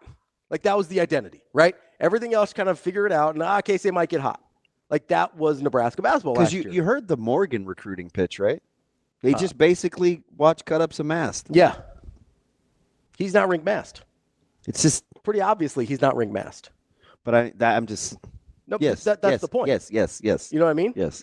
Like Yes. they didn't go out and find, hey, ring Mast is hurt this year. We really like the idea of having this point center thing. Let's go out and find the best guy that can guard bigs and is a really good passer. Now, again, that's a hard skill set to find, but that's not even it doesn't even appear to be what they went out and looked for. And not look for it was we don't play that way. Yeah. They don't go out of their way to play that way. They don't initiate off like It seemed like Rink initiated offense. Yeah, 100%. That's not a thing they seem to try and do with a big this year. So it's like, okay, is that part of your identity, or is that just a Rink Mast thing?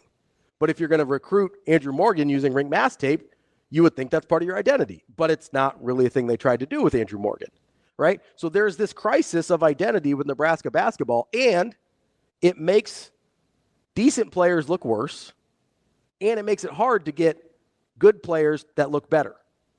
Because if you don't know what you're supposed to look like, it's really hard to get there. I had this argument, I think I brought it up off air. I had this argument with the offensive players under Bo Pelini.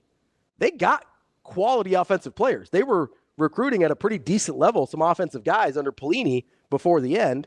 It's kind of in that middle stretch of the Big Ten there. I know what you're talking about, but we didn't know what the offense was going to look like. And so you had these 4-star guys, these 4-star skill position players that you just didn't know what to do with, and they all sort of flamed out, and they're like, oh, we get all these busts from Florida, and then you start having this narrative about parts of the country. It's like, no, it's hard to develop a guy when you don't know what the end game is. I don't know. You have to ask Coach Beck that. That's the most impressive. That's the thing that I like the most about Coach Rule, maybe the most about Coach Rule, is it seems like he always knows what the end game is. Yeah. And if I've got a guy that knows what the end game is, I have a lot more confidence that he can get me there. He knows what the final destination is. I don't know that Fred Hoiberg does. That would be my biggest question mark on him as a coach. Because in, game out, I think he does a really good job. But the bigger picture stuff, in terms of what's our identity, how do we get players that fit that identity? How do we develop those players from where we get them to the end version of what they need to be for us to play that identity? That's where I think he really struggles. And maybe, I don't think Fred Hoiberg's on the hot seat. I don't think he should be. But if you want to make an argument of what needs to be successful at Nebraska basketball, find me a guy that does that really well. And I'd have that. I'd listen. I don't want to stay with this too much longer, but I do think that's part of how you get guys in on the recruiting pitch too with your NIL. That's what makes it appealing to them. You have to clearly be able to say, okay, I could be the next. Oh, I see that. Why do you think Creighton has gotten? Oh, I know. Stretch fours. I've talked about that with them for ever. Stretch fours that can shoot since Doug left. Yes, 100%. Since Doug left, I've said that. I get it. Stretch fours that can shoot. Forever. And I'm kind of just because not only can you see it, but like he told me, right? I'm not going to compromise this, and this. Yeah. You have to be able to do this, and this. Anything other than that, I think I can work with. But you have to have a high basketball IQ. You have to be highly skilled, and I prefer that you be able to shoot it. Everything other than that, I can work with. And I do like that he puts the preference on the shoot it, because we've had some highly skilled guys come through Creighton that maybe couldn't shoot it great, but they were highly skilled. But do you know what he teaches? How to shoot? You leave with better field goal percentages than you got there. It's true. Every guy. Yeah. It's uncanny. It is a complete result of having an unwavering identity. And that's the thing that Nebraska basketball struggles with the most. Yeah, I'm glad you're using Nebraska as an analogy. As opposed to who? I don't know. I mean, there's a lot of college North Carolina. There's a lot of college basketball teams that go through. I would definitely make the argument with North Carolina. Yeah. You know the difference between Hubert Davis and Roy Williams? I knew how Roy Williams wanted to play. Yep. 100% of the time, I knew how Roy Williams wanted to play basketball. I don't want to talk about it. No, I'm sorry. I'm just teasing. I would never do that. I would. If you ever work with me and I start acting like that, just kick my ass up on out of here. Just be like, nah, this ain't for you. Not today. But them shut it down guys because they either don't know or haven't prepared. I don't want to be that guy. I'm not going to do that. I didn't think you were not prepared. I just thought you were in your feels. Oh, now that could happen. But that's about if it was going to happen for a long time, it'd be about 5-6 minutes. Yeah. You can get me off of it. But I definitely can be in them. I would make the argument that's part of the problem with Kansas this year. Yeah, but you know what, though? I'm like full stop. You really know how Kansas wants to play this year? This started a handful of years ago with trying to play two bigs. Sure. And are they going to play through the post or are they not? Mm-hmm. So this thing has kind of been with Kansas for a handful of years now. Yeah, I would agree. I'm serious. Even when they won, it was just like that's part of the reason. I didn't see that coming. Yeah, because nobody felt good about how they were playing. Yeah, didn't see that coming. 100%. That's honestly, I would make the argument, even though they get really, really high level players, I would make the argument that's been a problem with Duke as well. Like Duke has gotten really high level guys, but they all then sort of just try and mash it together and figure it out. And maybe they will this year, maybe they won't. But that's been part of the issue with, like the Zion, Cam Reddish, RJ Barrett team. That team was stacked. Who brought up Cam Reddish the other day? Was that Jacob? DeMarinis. Because he was comparing Ace Bailey, his downside to basically somebody said some Cam Reddish vibes, and I was like, you know what? I could kind of see that. Yeah, a little bit. But if you want to point to a team, like that's why UConn has been really good. They have an identity. They recruit to that identity. They play to that identity.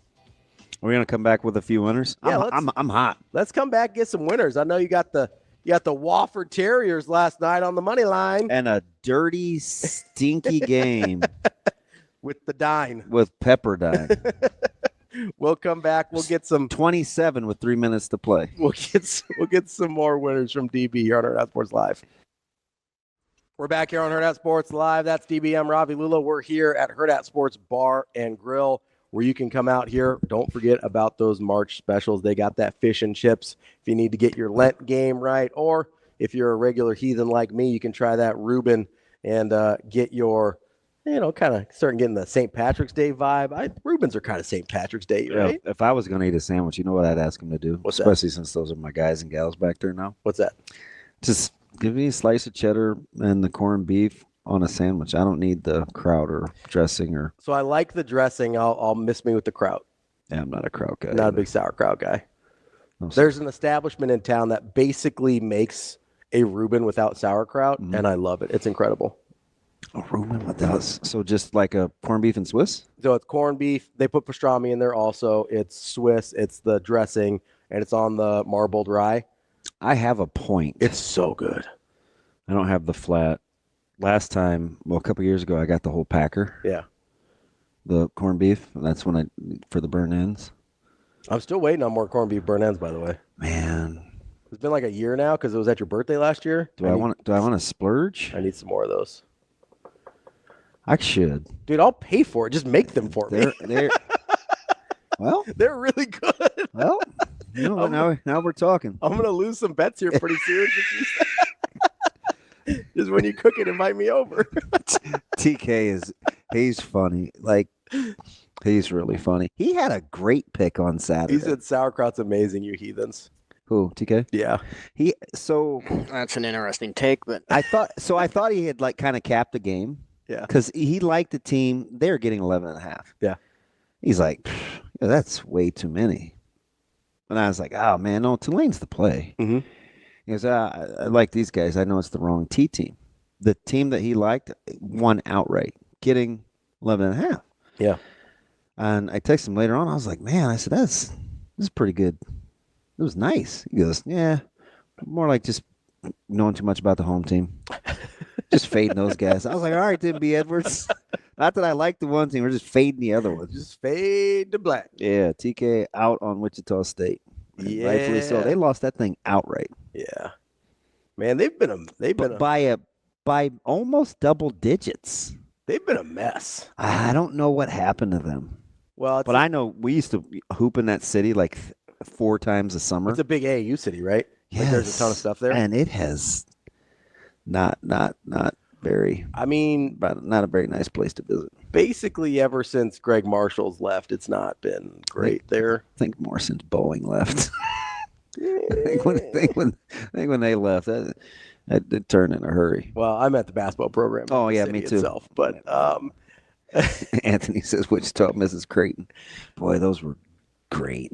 I mean, last time I saw Wichita play, Dougie was dropping 41 on them. So, and his wife was going bananas. Yeah, that was every time. But yeah, what's he doing now? I don't know. Let's Google good old Greg Marshall. Yeah, what is he doing? Because that act there's no way he could be dealing with what's going on right now. I wouldn't imagine. He was that guy talking about guys that I think suck. Wow. I was wondering if he was on your list. Oh yeah. Like lot of Hurley. Hey, wait till you see the new round of heads. Oh, do you have you have a Hurley head? Yes. That's the only one I'm going to tell you. I mean, they are fantastic. So yeah, he has not coached since he's not been a head coach since he was at Wichita State. Let's see if we can find a current. Oh wow, I just checked one of the things that I liked. It's a full 2 points more than this morning. Ooh. And it's an early one too. He has not coached since 2020 when he was unceremoniously ran out of town. Yeah. Resigned, allegedly. My bad.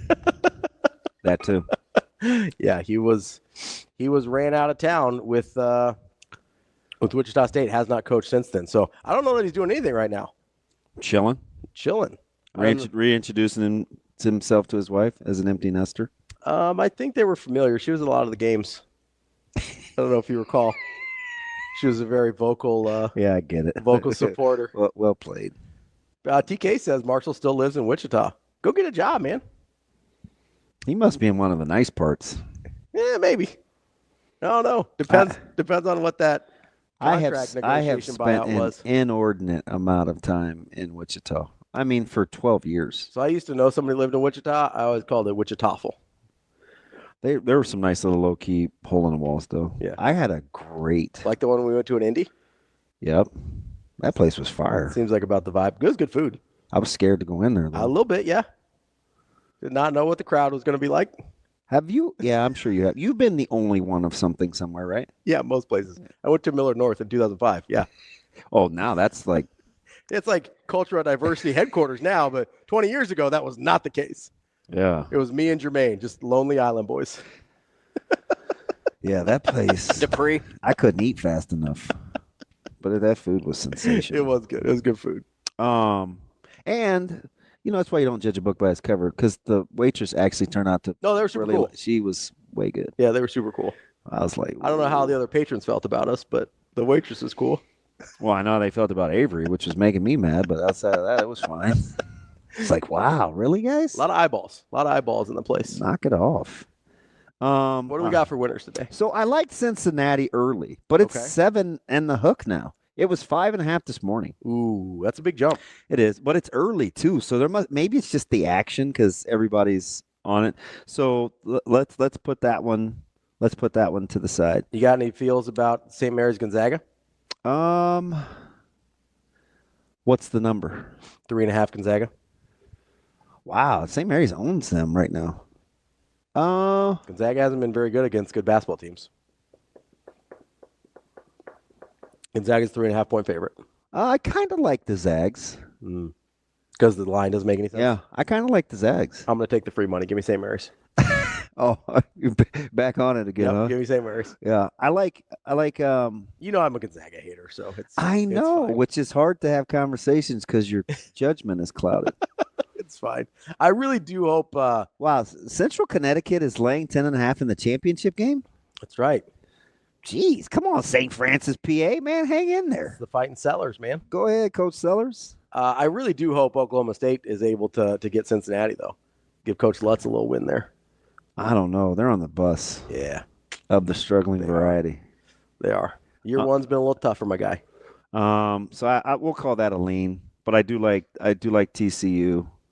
TCU minus 2.5? Yeah, it was, golly, it's already that? Mm-hmm. It's 1.5. Remember when Jamie Dixon was like one of the best coaches in the country? Yeah, and I still think he's okay. That was a long time ago, though. Yeah, I still think he's okay. And I like UTEP. UTEP, what are they? 1.5. 1.5 UTEP and 2.5 TCU. You like it? You like it? I love it. Those are the DB winners. I'm taking St. Mary's. Give me my free money. I would be on the other end if it were me, and I'm not putting your $20 on the line. And DB's better at this than I am. I'm not putting your. I gotta pocket that. You gotta save up for some tequila. Man, I've got to go back and look at that butterfly. That's DB. I'm Ravi Lulla. We will be back tomorrow. More Hurrdat Sports Live.